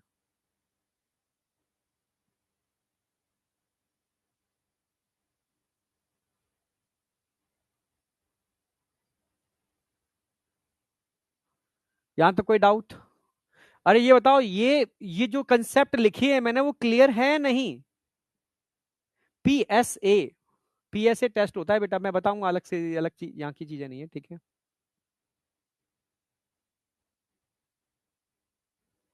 हाँ, प्रोस्टेट सीरम एंटीजन होते हैं। अगर प्रोस्टेट में इन्फ्लामेशन बहुत ज्यादा है, कैंसर होने की प्रोबेबिलिटी है, तो पीएसए लेवल बढ़ा हुआ आएगा बहुत ज्यादा।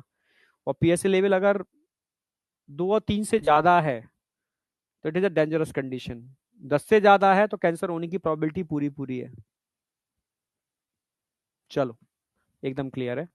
अब मैं आगे बढ़ रहा हूं, यानी यहां तक की बात आपकी एकदम क्लियर है स्ट्रक्चर की, क्योंकि बेसिक था। अब एनसीईआरटी का स्ट्रक्चर बता देता हूं सेम।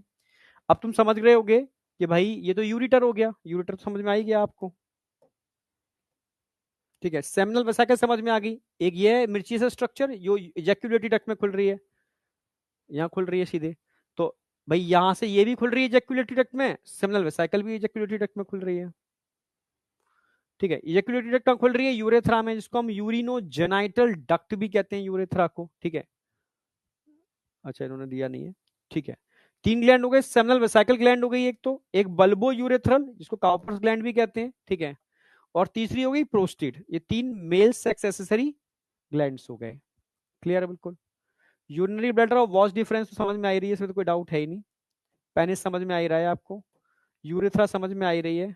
ग्लैंस पेनिस, जो टिप ऑफ पेनिस होती है उसको बोलते हैं फोर स्किन, जो उसको कवर करती है स्किन, वो स्किन का नाम हो गया स्क्रोटम टेस्टिस, समझ में आपके आ ही गए, ठीक है? ये मेन है यूरिनरी ट्रैक, और ये तो आप समझ ही रहे होगे रेक्टम एनस इसकी ओपनिंग को बोलते हैं। तो डायग्राम में तो कोई डाउट है नहीं, अगर एनसीईआरटी बेस्ड डायग्राम आएगा तो आप कर दोगे। अच्छा, एक डायग्राम और दे रखा है, इसको मैं डिटेल में खुद ड्रॉ करवाऊंगा अभी, ठीक है? ध्यान से देखना, टेस्टिस के अंदर का एक मकड़ जाल है पूरा, इसको मैं प्रॉपर ड्रॉ करूंगा, इसको तब समझ में आएगा।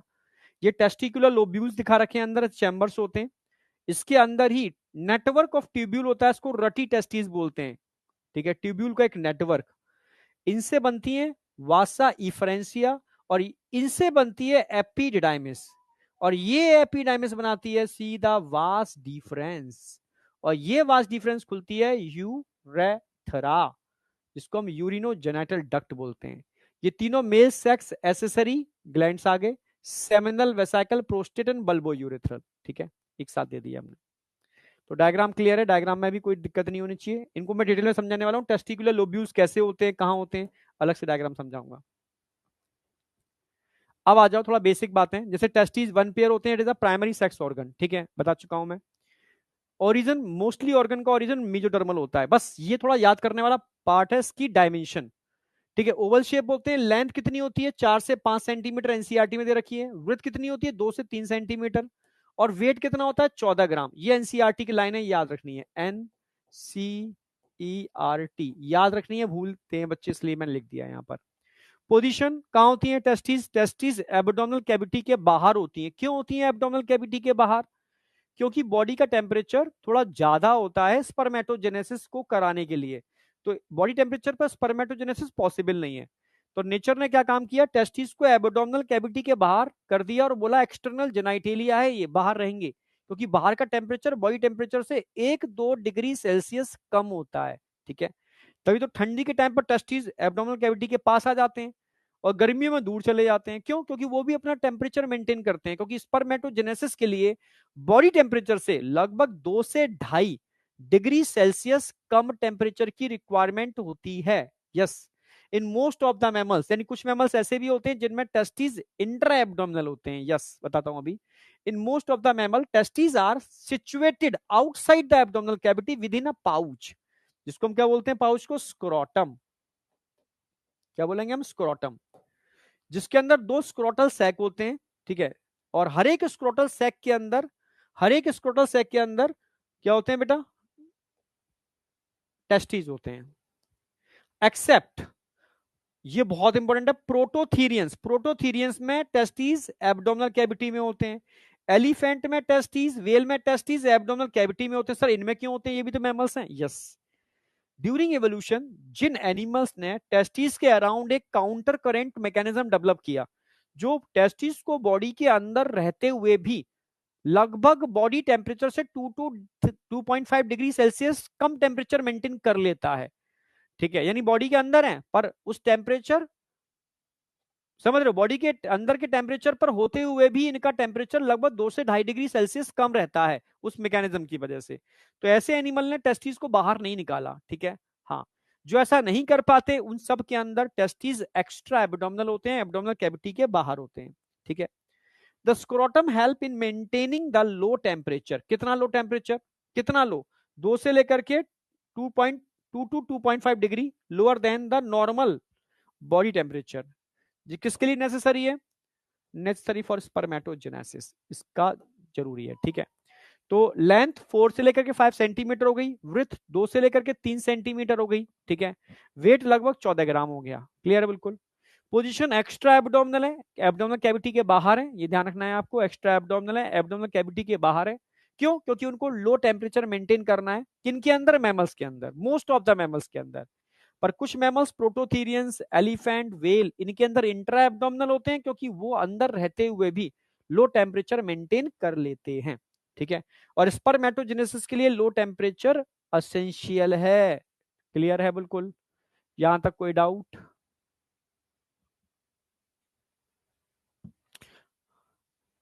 हाँ, एलिफेंट में अंदर होता है। अब ये ग्लैंड करते क्या है, बल्बो यूरेथ्रल करता क्या है दीपक, ये तो मैं अलग से बताऊंगा ना, अभी एक एक चीज, अब स्टार्ट किया है मैंने, अभी तो ओल मतलब ओवरव्यू बताया मैंने, अब एक एक करके पहले टेस्टिस पढ़ाऊंगा, ठीक है, फिर एक एक चीज, वास डिफरेंस, एपिडाइमिस, ठीक है, फिर मेल सेक्स एसेसरी ग्लैंड्स पूरा एक अलग से लेके चलूंगा, पेनिस, ठीक है, इन सबको अलग से पढ़ाऊंगा, ठीक है, तब जाके कंप्लीट होगा। यहां तक कोई डाउट है? नहीं, आगे। ये नीट में आया हुआ क्वेश्चन है, नीट में, एनसीईआरटी में डायरेक्टली नहीं है पर नीट में आया हुआ क्वेश्चन है, और उससे पहले भी कई एग्जाम में पूछा गया है, तो थोड़ा ये समझना है। कास्ट्रेशन, इसको ऑर्चिडैक्टोमी कहते हैं, ऑर्ची, ऑर्ची मतलब टेस्टिस के लिए, और टॉमी का मतलब है रिमूव कर देना। ऑर्चिडैक्टोमी, रिमूवल ऑफ टेस्टिस, जैसे vasectomy, removal of vas deferens, tubectomy, removal of fallopian tube, ठीक है।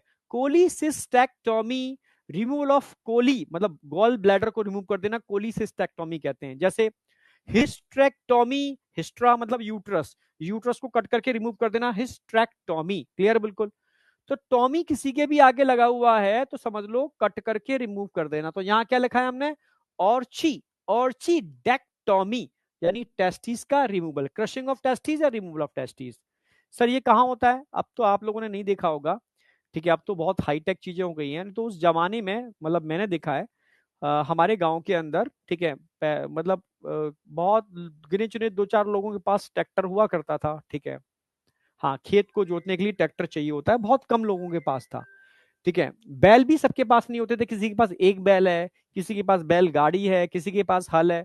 तो जब भी किसी को खेत जोतना होता था, ठीक है, तो भाई एक बैल मेरे पास है, एक बैल उसका ले आते हैं, हल उससे ले लेते हैं, अपने खेत को जोत लेते हैं, फिर वापस कर देंगे, ठीक है। हाँ, हाँ, किसी किसी को भाई जो जिनको जमीनें बहुत ज्यादा हुआ करती थी तो वो ट्रैक्टर रखा रखा करते, जमींदार टाइप के लोग होते थे।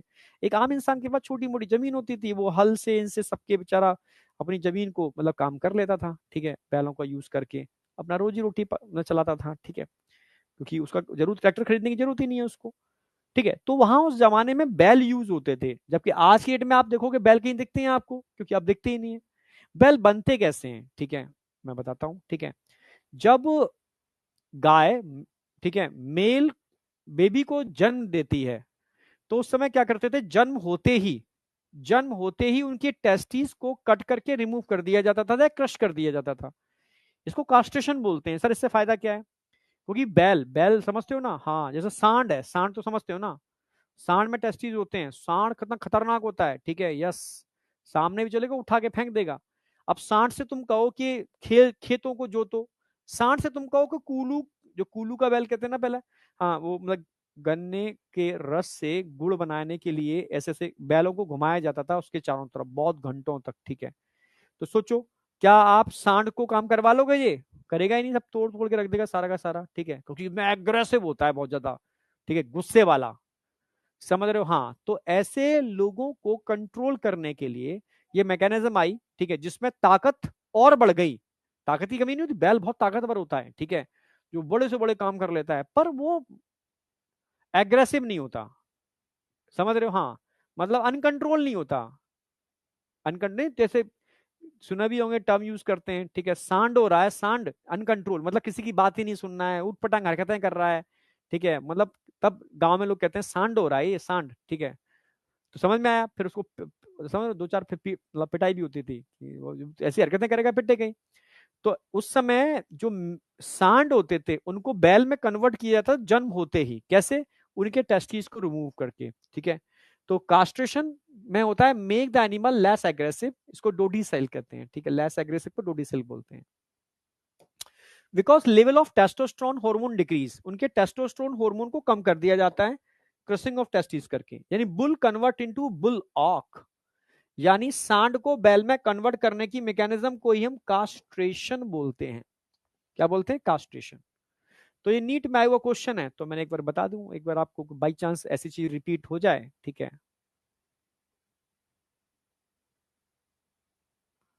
समझ में आया? मम्मी भाई को बोलती हैं अच्छा तो भाई जब शैतानी करता है, ठीक है, हाँ, तब गुस्से में बोला जाता है ये, ठीक है। सांड का मतलब है अनकंट्रोल, तू बात ही नहीं सुनता, अपनी मन मर्जी का मालिक है, कुछ भी कर देता है, फिर शिकायतें आती हैं, तो ऐसे लोगों को हम फिर बोलते हैं तू सांड हो रहा है, ठीक है। WBC काउंट बढ़ गया, टेंशन मत कर, इन्फेक्शन होगा, इस समय इन्फेक्शन चल भी रहा है, ठीक है। यहां तक कोई डाउट है किसी को? कास्ट्रेशन समझ में आ गया? चलो आगे। अब आ जाओ इंटरनल स्ट्रक्चर ऑफ टेस्टीज। जैसे मैंने बताया ना, टेस्टीज के अंदर का स्ट्रक्चर समझना होगा आपको कि अंदर का स्ट्रक्चर कैसा है। क्वेश्चन आप लगाओगे नीट का मिल जाएगा। क्वेश्चन यही था, बुल कन्वर्ट इनटू बिल ऑक, चार ऑप्शन दे रखे थे, उसमें टिक लगाना था कास्ट्रेशन। बुल को बिलॉक में कन्वर्ट करने की मैकेनिज्म को हम क्या बोलते हैं? कास्ट्रेशन। लास्ट स्लाइड, ये वाली स्लाइड नोट करो।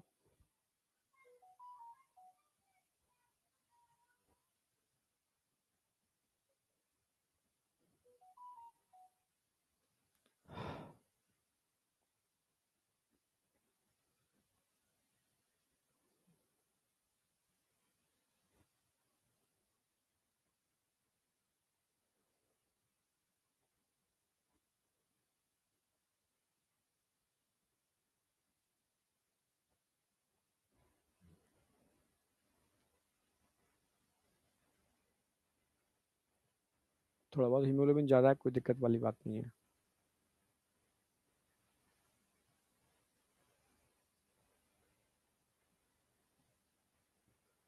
अरे तो क्या हो गया, कलर वाइट कर दिया तो? चलो आ जाओ। अब आ जाओ इंटरनल स्ट्रक्चर ऑफ टेस्टीज, अब समझना। तो टेस्टीज का स्ट्रक्चर में दिखा रहा हूं, ये एपिडिडाइमिस हो गया, ये अंदर का स्ट्रक्चर हो गया, ये कवरिंग ऑफ टेस्टीज हो गई, ठीक है। डायग्राम थोड़ा सा पहले से बना लिया है मैंने, जिससे कि थोड़ा सा टाइम बचेगा। तो डायग्राम ड्रॉ कर लो, डायग्राम ड्रॉ कर लो, सिंपल डायग्राम मैं बता दूं ड्रॉ करना कैसे है। पहले एक अंडाकार स्ट्रक्चर बना लो उस तरीके से। स्ट्रक्चर बनाने के बाद एक स्ट्रक्चर ऐसे ड्रॉ करो, ठीक है। यहां बना लोगे आप एपिडिडाइमिस,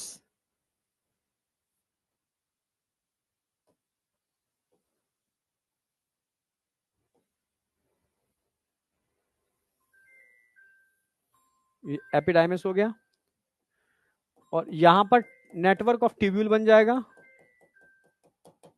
अंदर चैम्बर बन जाएंगे, इस तरीके से स्ट्रक्चर बन जाएगा। कौन है? ठीक है, तो एक डायग्राम ड्रॉ कर लो चाहो तो, नहीं तो फिर बाद में कर लेना, तो अभी चलेगा। नेक्स्ट आ जाओ, अब आ जाओ। सबसे पहले मैं बात करूंगा उसकी आउटर लेयर ऑफ टेस्टिस। फिर बात करूंगा इसकी जो ब्लू कलर की दिख रही है ना, ब्लू वाली लेयर, जो ब्लू वाली लेयर, इसकी बात करूंगा। फिर कंपार्टमेंट के अंदर जो व्हाइट कलर का स्ट्रक्चर दिख रहा है ना, व्हाइट कलर का स्ट्रक्चर कंपार्टमेंट के अंदर, इसकी बात करूंगा मैं। तीन लेयर्स होती हैं, ठीक है। तो सबसे पहले मैं बात करूंगा आउटर लेयर।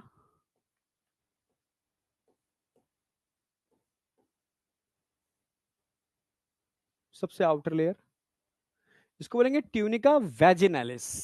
ट्यूनिका मतलब लेयर होता है, ट्यूनिका वेजिनलिस।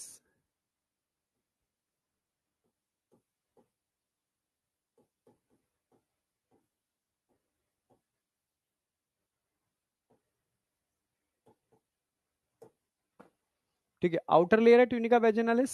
ठीक है, ये इनकम्प्लीट लेयर होती है, कंप्लीट नहीं होती, इनकम्प्लीट। ऐसे पूछ सकता है, इनकम्प्लीट लेयर को क्या कहते हैं? Incomplete layer,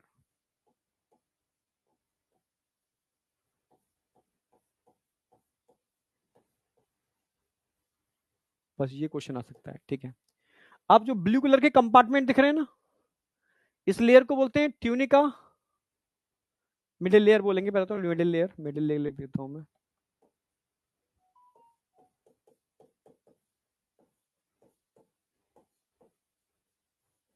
middle layer, tunica albuginea, tunica एल्ब्यूजीनिया।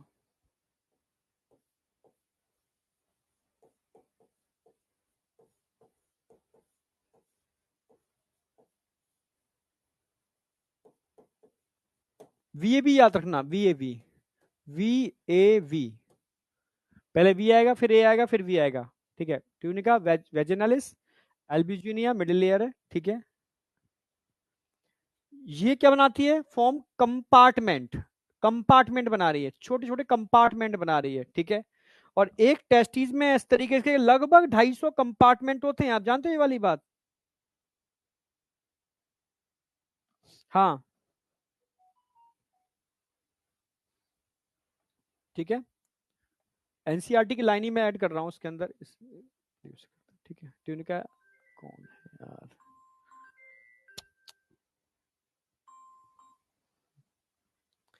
तो ये क्या बना रही है? Testicular lobules, form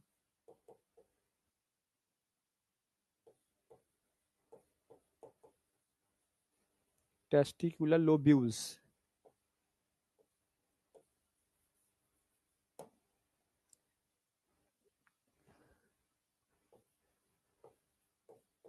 each testis 250,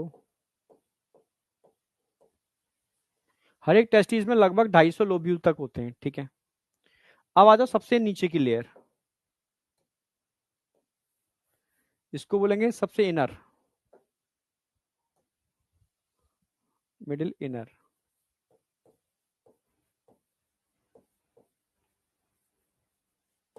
tunica vascularis, highly vascularized layer होती है ट्यूनिका वेस्कुलरिस।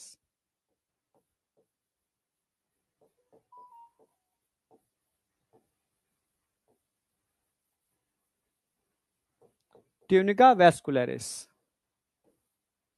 कहां प्रेजेंट होती है? बिटवीन कंपार्टमेंट या testicular lobules, present between testicular lobules, present between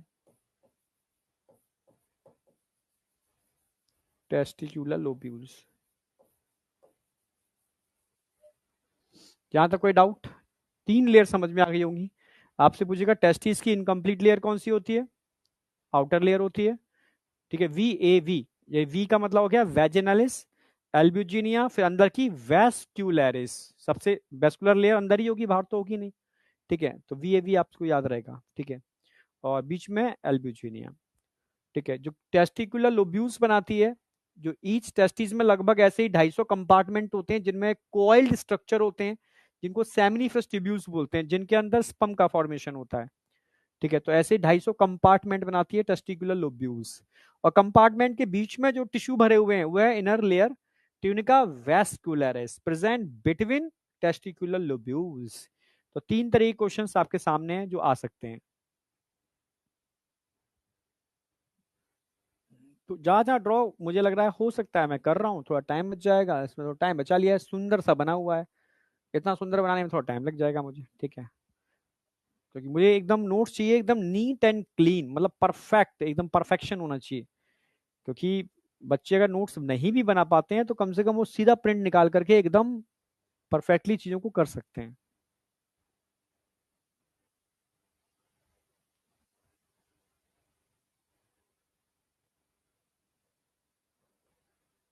आप अपने हिसाब से थोड़ा डाउन भी बना लोगे तो कोई फर्क नहीं पड़ता, क्योंकि आपको पढ़ना है, यहाँ सारे बच्चों को पढ़ना है, तो मुझे परफेक्शन पूरा रखना पड़ेगा।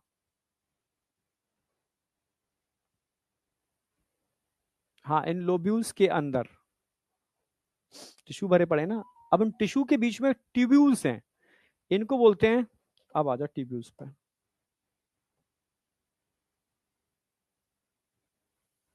इनको बोलते हैं सेमिनिफरस ट्यूब्यूल्स। अंदर कॉइल स्ट्रक्चर दिख रहा है ना, हाँ, सेमिनिफरस ट्यूब्यूल्स।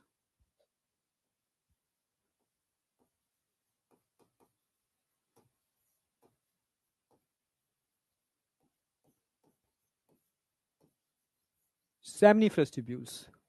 एनसीईआरटी बोलती है कि हर एक कंपार्टमेंट में 1 से 3 तक हो सकते हैं।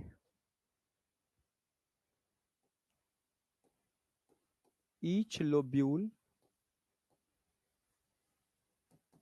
1 2 3, 1 से लेकर 3 तक सेमिनिफरस ट्यूब्यूल्स होते हैं इन ईच लोब्यूल।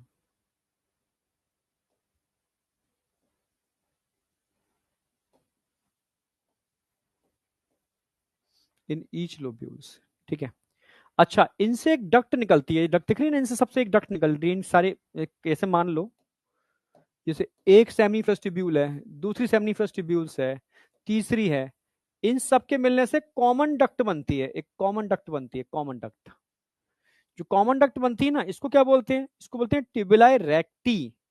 ये दिख रहा होगा ना, कॉमन डक्ट दिख रही है, ट्यूबुलाई रेक्टी, ट्यूबुलाई रेक्टी। ठीक है, तो अब हम बात करेंगे ट्यूबुलाई रेक्टी की।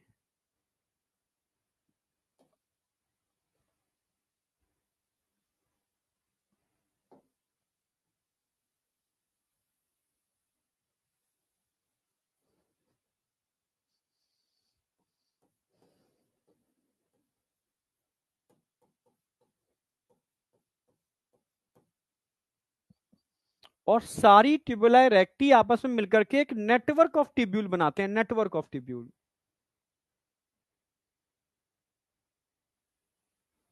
नेटवर्क ऑफ ट्यूब्यूल, इसको बोलते हैं rete testis.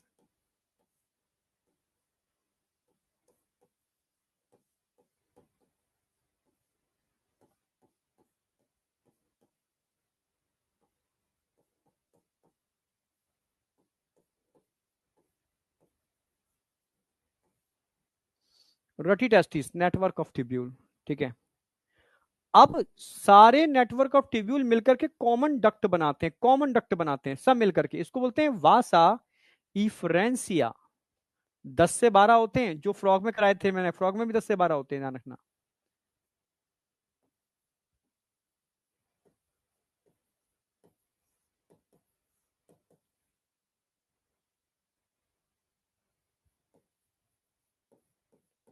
Vasa efferentia.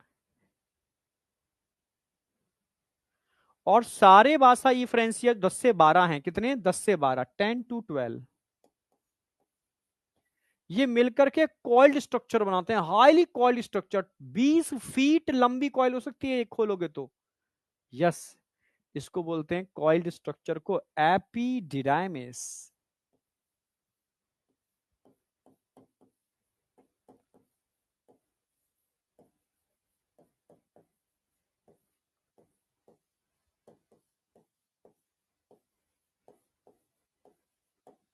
Coiled structure है एपिडिडाइमिस। और यही एपिडाइमिस आगे जाकर के अगेन एक डक्ट बनाता है, इसको क्या बोलेंगे, वास डिफरेंस। और ये वास डिफरेंस कहां खुलेगी आगे जाकर के, इजैक्यूलेटरी डक्ट।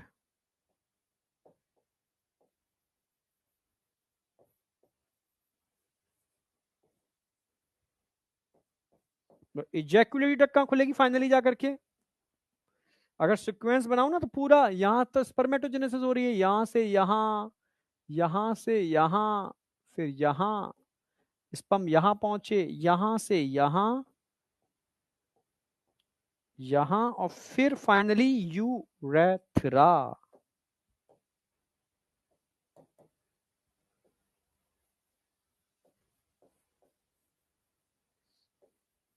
ठीक है, पूरा भाई सेमिनिफरस ट्यूब्यूल्स में क्या होता है, स्पर्मेटोजेनेसिस, अंदर क्या हो रहा है, spermatogenesis.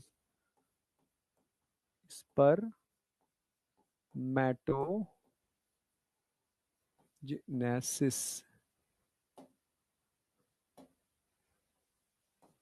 Formation of sperm, spermatogenesis का मतलब है फॉर्मेशन ऑफ स्पर्म। तो यहाँ फॉर्मेशन ऑफ स्पर्म हो रहा है, फिर स्पर्म ट्यूबुला इरेक्टी में आ रहे हैं, रेटिटेस्टिस में आ रहे हैं, वासा इफरेंसिया में आ रहे हैं, एपिडाइमिस में मैच्योर हो रहे हैं, फिर वास डिफरेंस जो एजैकुलेटरी डक्ट, और फाइनली यूरेथ्रा में खुल रही है और यू स्पर्म बाहर। यानी पूरा structure of testis perfectly brain में सेट हो गया होगा। कहां से ये लेयर्स हो गए, यहां से होता हुआ स्पर्म, यहां से होता हुआ सीधा यूरेथ्रा में। हाँ, ट्यूनिका वेस्कुलरिस सबसे अंदर का पार्ट है, व्हाइट कलर का, व्हाइट कलर का, इन ट्यूब्यूल्स के around. Inner layer tunica vascularis present between testicular lobules, testicular lobules के बीच में।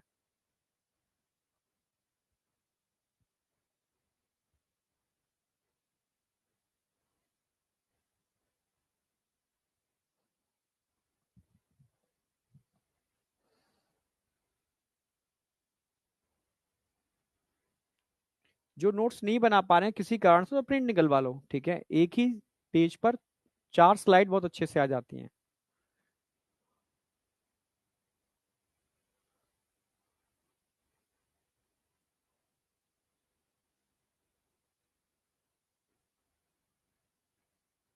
अब बताओ, कोई डाउट है किसी को?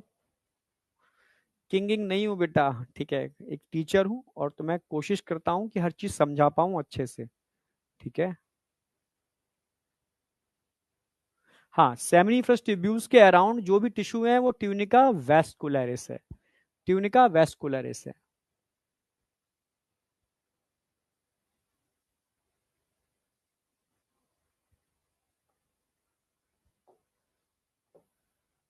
आगे चलें।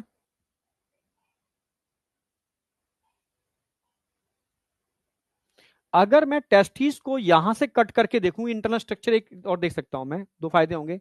यहां से कट करूं, ठीक है, तो अंदर का स्ट्रक्चर देखना चाहता हूं, अंदर का स्ट्रक्चर क्या है, यहां से ट्यूब्यूल से कट करने के बाद क्या नजर आता है अंदर मुझे।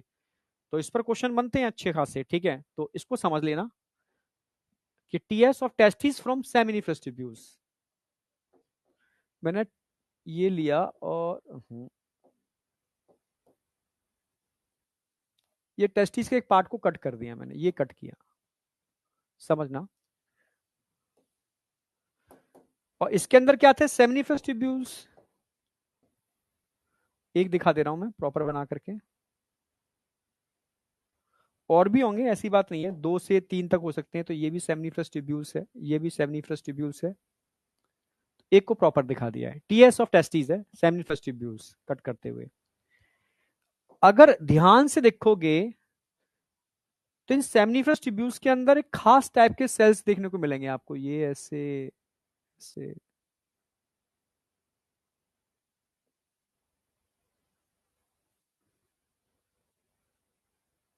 बना देते हैं, ठीक है, खास टाइप के सेल्स हैं। इसके अलावा इनके बेस पर देखोगे तो और भी कुछ आपको खास टाइप के सेल देखने को मिलेंगे बेस पर। ये सब स्पर्म को बनाने वाले, गैमीट को बनाने वाले सेल्स हैं।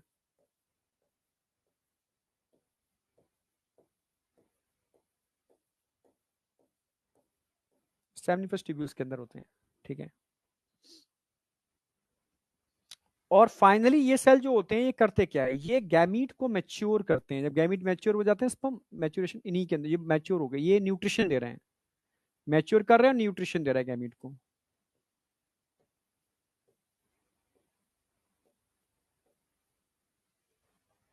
ठीक है। तो ये हो गए सेमिनिफरस ट्यूब्यूल्स।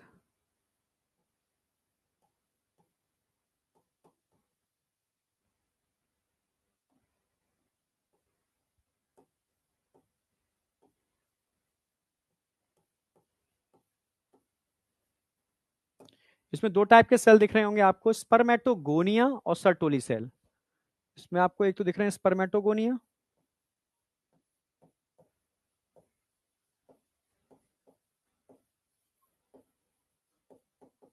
इनसे स्पर्म बनते हैं, और एक दिख रहे हैं आपको यहां पर सर्टोली सेल। Sertoli cell.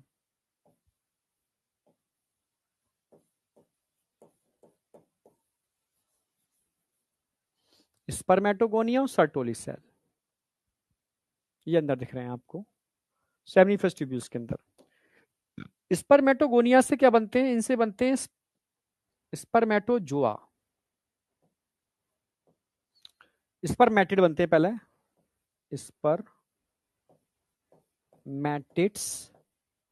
और फाइनली स्पर्मेटिड से बनते हैं स्पर्मेटोजोआ इन स्पर्म।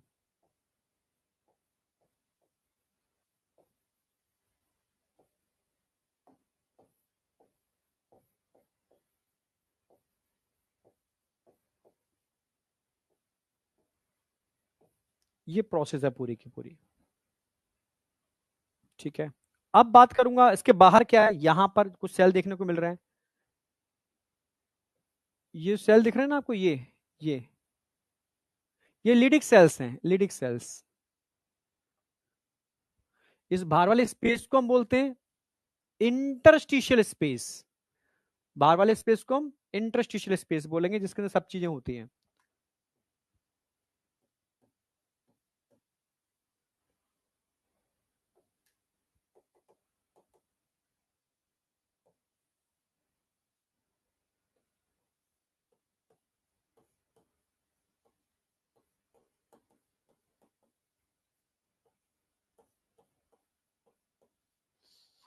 और इंटरस्टिशियल स्पेस में आपको सेमिनिफरस ट्यूब्यूल देखने को मिल रहे हैं, इसमें आपको लिडिक सेल भी देखने को मिल रहे हैं, ठीक है।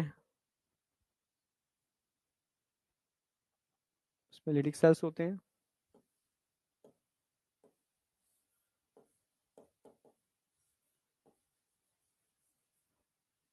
इनको इंटरस्टिशियल सेल भी कह सकते हो, या इंटरस्टिशियल सेल।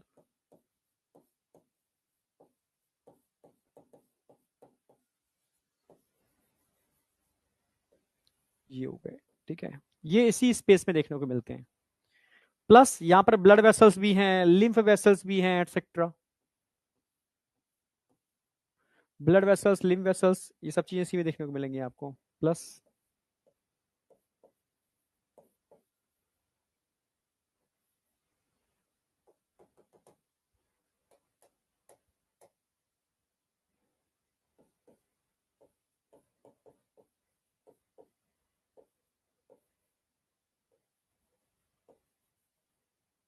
इसके अलावा लिम्फ वेसल्स भी हैं। और जहां पर लिम्फ होगा वहां डब्ल्यूबीसी होंगे। डब्ल्यूबीसी में स्पेशली यहां उनको बोलते हैं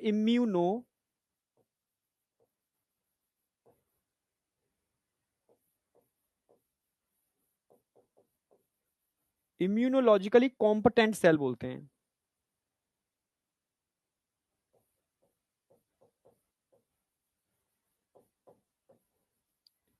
ये एक तरीके से डब्ल्यूबीसी हैं, क्योंकि लिम्फ है तो डब्ल्यूबीसी होंगे। तो इंटरस्टिशियल स्पेस में आपको लिडिक सेल्स मिल रहे हैं, यहां पर आपको ब्लड वेसल्स, लिम्फ वेसल्स और टाइप्स ऑफ डब्ल्यूबीसी, मतलब इम्यूनोलॉजिकल कल ही कॉम्पिटेंट सेल, जो कहीं ना कहीं मतलब इम्यूनिटी का पार्ट है, ठीक है। इनको हम इम्यूनोलॉजिकल कॉम्पिटेंट सेल को डब्ल्यूबीसी भी कह सकते हैं। ये सब आपको इंटरस्टिशियल स्पेस में मिलते हैं, ठीक है। अच्छा, लिडिक सेल क्या काम करते हैं? लिडिक सेल का मेन फंक्शन क्या है? लिडिक सेल, इंटरस्टिशियल सेल, ये क्या रिलीज करते हैं? ये रिलीज करते हैं, release testosterone.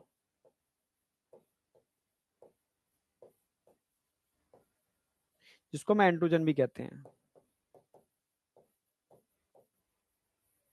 Male sex hormone है। कहां से निकलता है? लिडिक सेल से। ऐसी सर्टोली सेल क्या रिलीज करते हैं? Sperm maturation factor.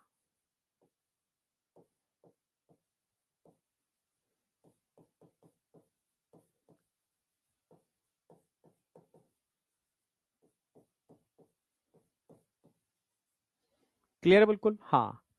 अच्छा, ये समझ में आ गया सर, ठीक है। स्ट्रक्चर समझ में आ गया, सीक्रेशन समझ में आ गया। Leydig cell, interstitial cell hormone release करते हैं, और Sertoli cell sperm maturation factor release करते हैं। हार्मोन क्या काम करता है?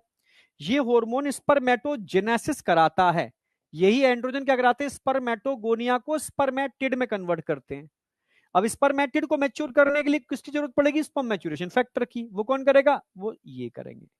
यानी सर्टोली सेल और लिडिक सेल मिलकर के स्पर्म को बनाने का काम करते हैं, दोनों मिलकर के, ठीक है, दोनों मिलकर के। अच्छा, आप इंटरस्टिशियल सेल को कौन बताता है कि भाई टेस्टोस्टेरोन को निकालो, मैच्योरिटी आ गई, ठीक है, स्पर्मेटोजेनेसिस चालू हो गई, स्पर्म बनाने हैं।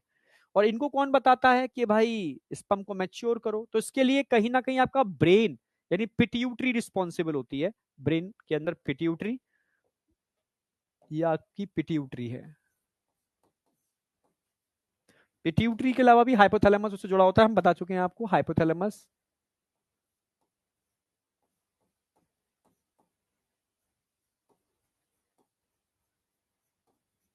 और ये जुड़ा होता है पिट्यूटरी से।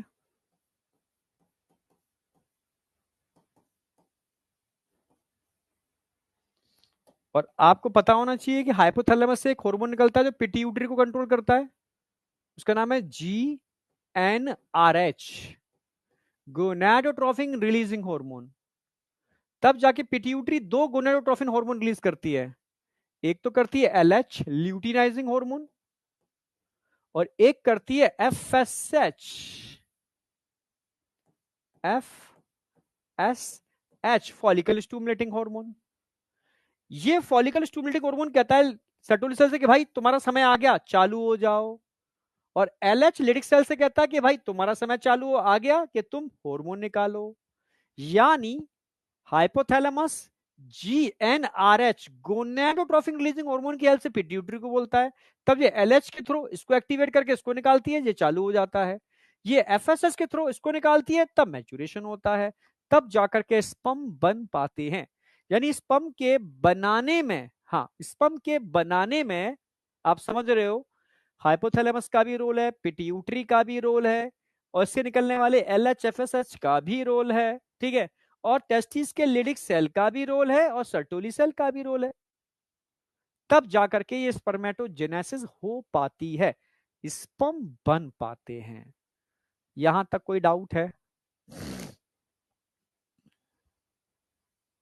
यस, सर्टोली सेल डेवलपिंग जो स्पर्म होते हैं उनको न्यूट्रिशन या नरिशमेंट प्रोवाइड कराते हैं। बिल्कुल सही। क्या होगा भाई?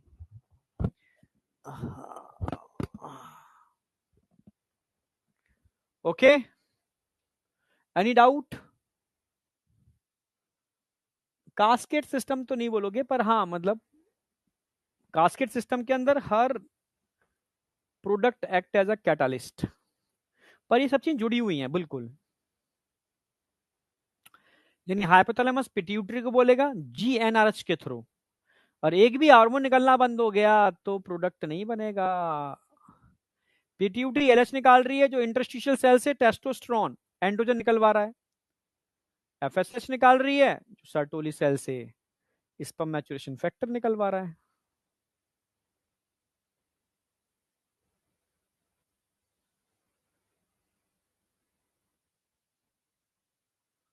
यहां तक कोई डाउट है?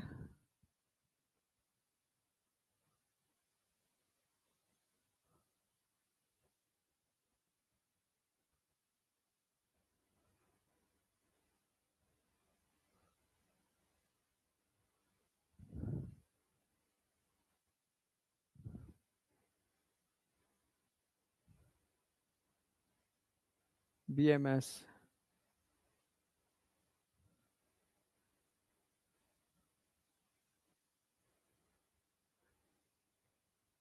नहीं बेटा, यूरिटर यूरेथ्रा में ओपन नहीं करता, यूरिटर यूरिनरी ब्लैडर में ओपन करता है, समझ रहे हो? हाँ, और इजैक्यूलेटरी डक्ट यूरेथ्रा में ओपन करती है।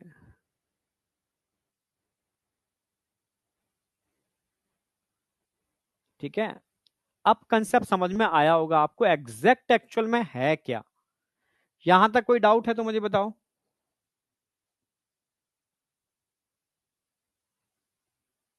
कुछ भी डाउट है तो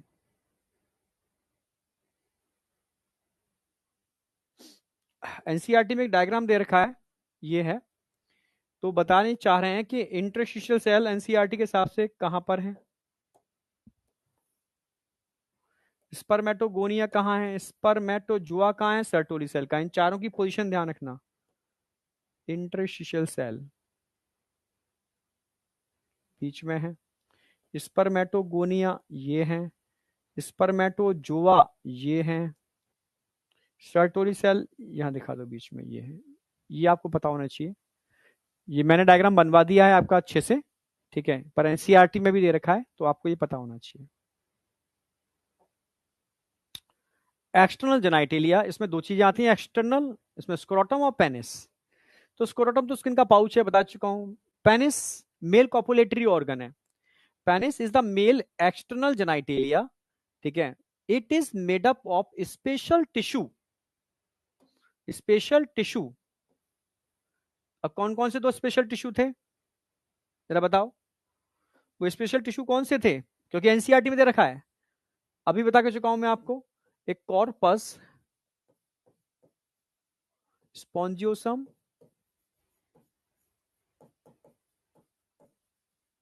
एक कॉर्पस कैवर्नोसम।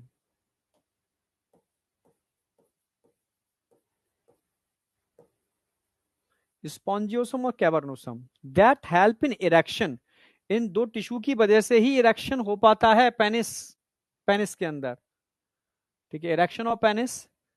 और जब इरेक्शन होगा तब जाकर के इनसेमिनेशन होगा, यानी पेनिस फीमेल ट्रैक में एंटर करेगा और सीमन को रिलीज करेगा। समझ में आया। अगर ये टिश्यू नहीं होते, स्पेशल टिश्यू नहीं होते, कॉर्पस स्पॉन्जियोसम और कैवर्नोसम, तो इरेक्शन पॉसिबल नहीं था। इरेक्शन पॉसिबल नहीं है तो इंसेमिनेशन पॉसिबल नहीं था, ठीक है। The enlarge end of penis, इसको हम ग्लैंस पेनिस कहते हैं, बता ही चुका हूं मैं आपको।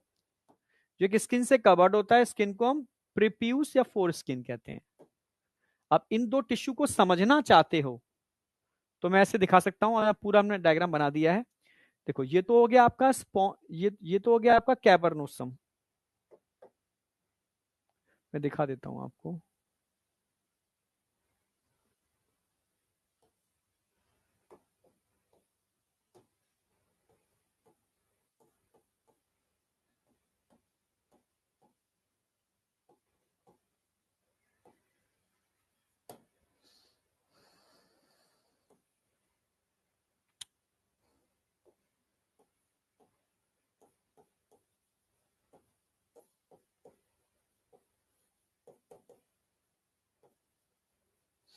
स्पॉन्जियोसम एक ही है, ये सिंगल टिश्यू है, यूरेथ्रा के अराउंड होता है, सिंगल होता है। जबकि ये पेयर में होते हैं, एक इधर है और एक इधर है, ठीक है। इसको अगर मैं इसका ट्रांसफर सेक्शन दिखाना चाहूं तो बना सकता हूं आपको, और अच्छे से याद हो जाएगा चाहो तो। ये पेनिस है,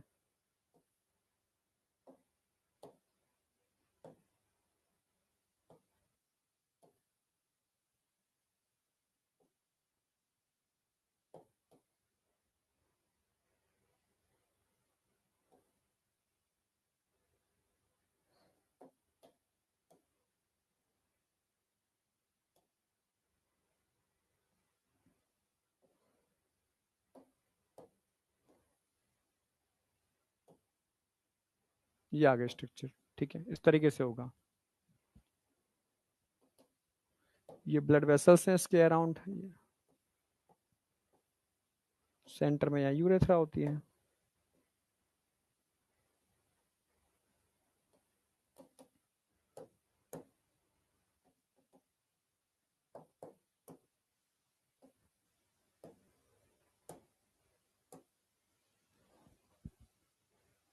ठीक है, ऐसे याद रखो, ये पेनिस है।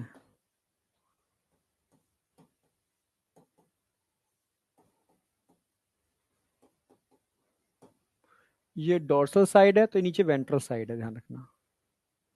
ये हो गया corpus cavernosum, corpus spongiosum.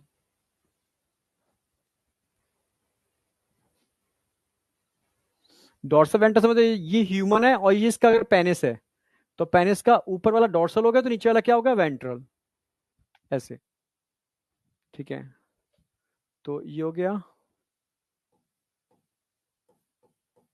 Corpus cavernosum. One pair होते हैं, सिंगल नहीं होते, वन पेयर। पहले पोजीशन क्या होगी, डोर्सल साइड पर, ठीक है, वन पेयर होंगे, डोर्सल साइड पर होंगे, डोर्सल पोजीशन किसके अराउंड होंगे, ब्लड वेसल्स के अराउंड, ब्लड वेसल्स के around present around blood vessels.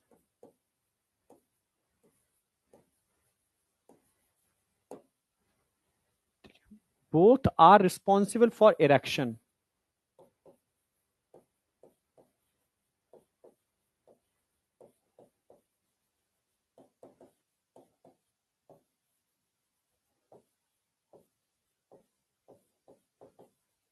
Erection of penis. भाई पेनिस के अंदर इरेक्शन के लिए मस्कुलर टिश्यू चाहिए, तो उसमें दोनों ही पार्टिसिपेट करते हैं, यही पूछा गया है कौन कौन से muscular tissue, special tissue according to NCERT erection of penis के लिए रिस्पॉन्सिबल है, कैवर्नोसम स्पॉन्जियोसम बोथ। ये स्पॉन्जियोसम,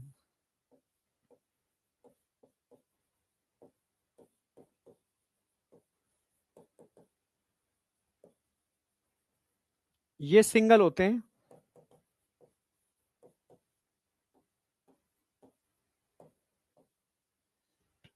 मिड वेंट्रल पोजीशन है, मिड वेंट्रल, सेंटर में, ठीक है। प्रेजेंट अराउंड यूरेथ्रा,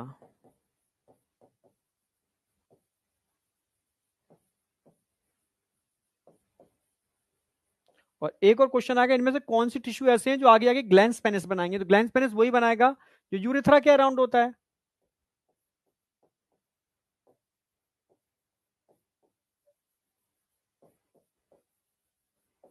और जो सिंगल होता है वही बनाएगा, ठीक है।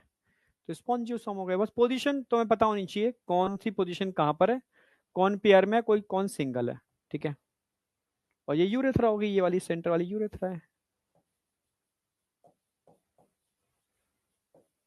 अब बताओ इसमें कोई डाउट? बस आज इतना ही कराऊंगा, यहां तक कोई डाउट है किसी को? यहां तक कोई डाउट है? अब इसमें दो चीजें बची हुई हैं कि पेनिस का इरेक्शन कैसे होता है, ठीक है। हाँ, इरेक्शन कैसे होगा इसके अंदर, ठीक है, और इजैक्यूलेशन की मैकेनिज्म क्या है। तो कल मैं इरेक्शन और इजैक्यूलेशन कराऊंगा, फिर मेल सेक्स एसेसरी ग्लैंड कराऊंगा, ठीक है, और फिर फीमेल वाला पार्ट में स्टार्ट कर दूंगा कल, ठीक है। तो यहां तक समझ में आ गया होगा, बहुत आराम से करा रहा हूं, कोई जल्दीबाजी नहीं है। हम डिलीट करते हैं, कल कराएंगे, ठीक है। अब बताओ यहां तक कोई डाउट शाउट?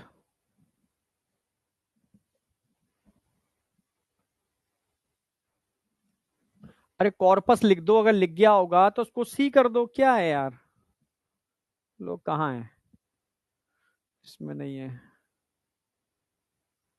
यहां पर नहीं है, कौन सी स्लाइड है? सी कर दो, एस लिख गया, इसको सी कर दो, लिख गया होगा। स्पॉन्जियोसम लिख रहा हूँ, एस वहां आ गया होगा। Corpus spongiosum, corpus cavernosum, corpus spongiosum. Notes साथ साथ बना लेना, जो नहीं बना रहे हैं वो प्रिंट करा लेना। नोट्स मैं अपनी तरफ से बिल्कुल परफेक्ट बना के दे रहा हूं, जिससे कोई चीज तुम्हारी छूट ना जाए, ठीक है। और इस तरीके से डिजाइन किए हैं कि एकदम कंसेप्चुअल सेट हो जाए। कल मैं रिवीजन भी कराऊंगा इनका एक बार, और फिर मैं आगे बढ़ूंगा। और कल फीमेल वाला पार्ट लगभग लगभग आधा हो जाएगा, क्योंकि उसमें ज्यादा नहीं है। हाँ, फीमेल के अंदर oogenesis बहुत समझने का है, मेंस्ट्रुअल साइकिल समझने का है, वो समझने वाले पार्ट हैं, ठीक है, वो परसों होंगे। परसों मैं आपका मेल और फीमेल वाला पार्ट पूरा कंप्लीट कर दूंगा विद गैमिटोजेनेसिस, समझे? तो आज जितना करा दिया उसको कंसेप्चुअल करना, और रिवीजन सीरीज आपकी चल रही है, उसमें आज का टारगेट मैं आपको दे चुका हूं, ठीक है। Types of excretory substance, types of excretory organ in animals, और ह्यूमन एक्सक्रीटरी सिस्टम का जो बेसिक डायग्राम है, हाँ उतना आप आज कर लेना, ठीक है। जिससे कि कल हम टाइप्स ऑफ नेफ्रॉन, जक्स्टाग्लोमेरुलर वाला पार्ट और यूरिन फॉर्मेशन मैकेनिज्म वाला पार्ट पूरा कर लें, ठीक है। चलो, ओके, बाय, मिलते हैं अब कल सेम टाइम, ठीक है। Thank you, thank you.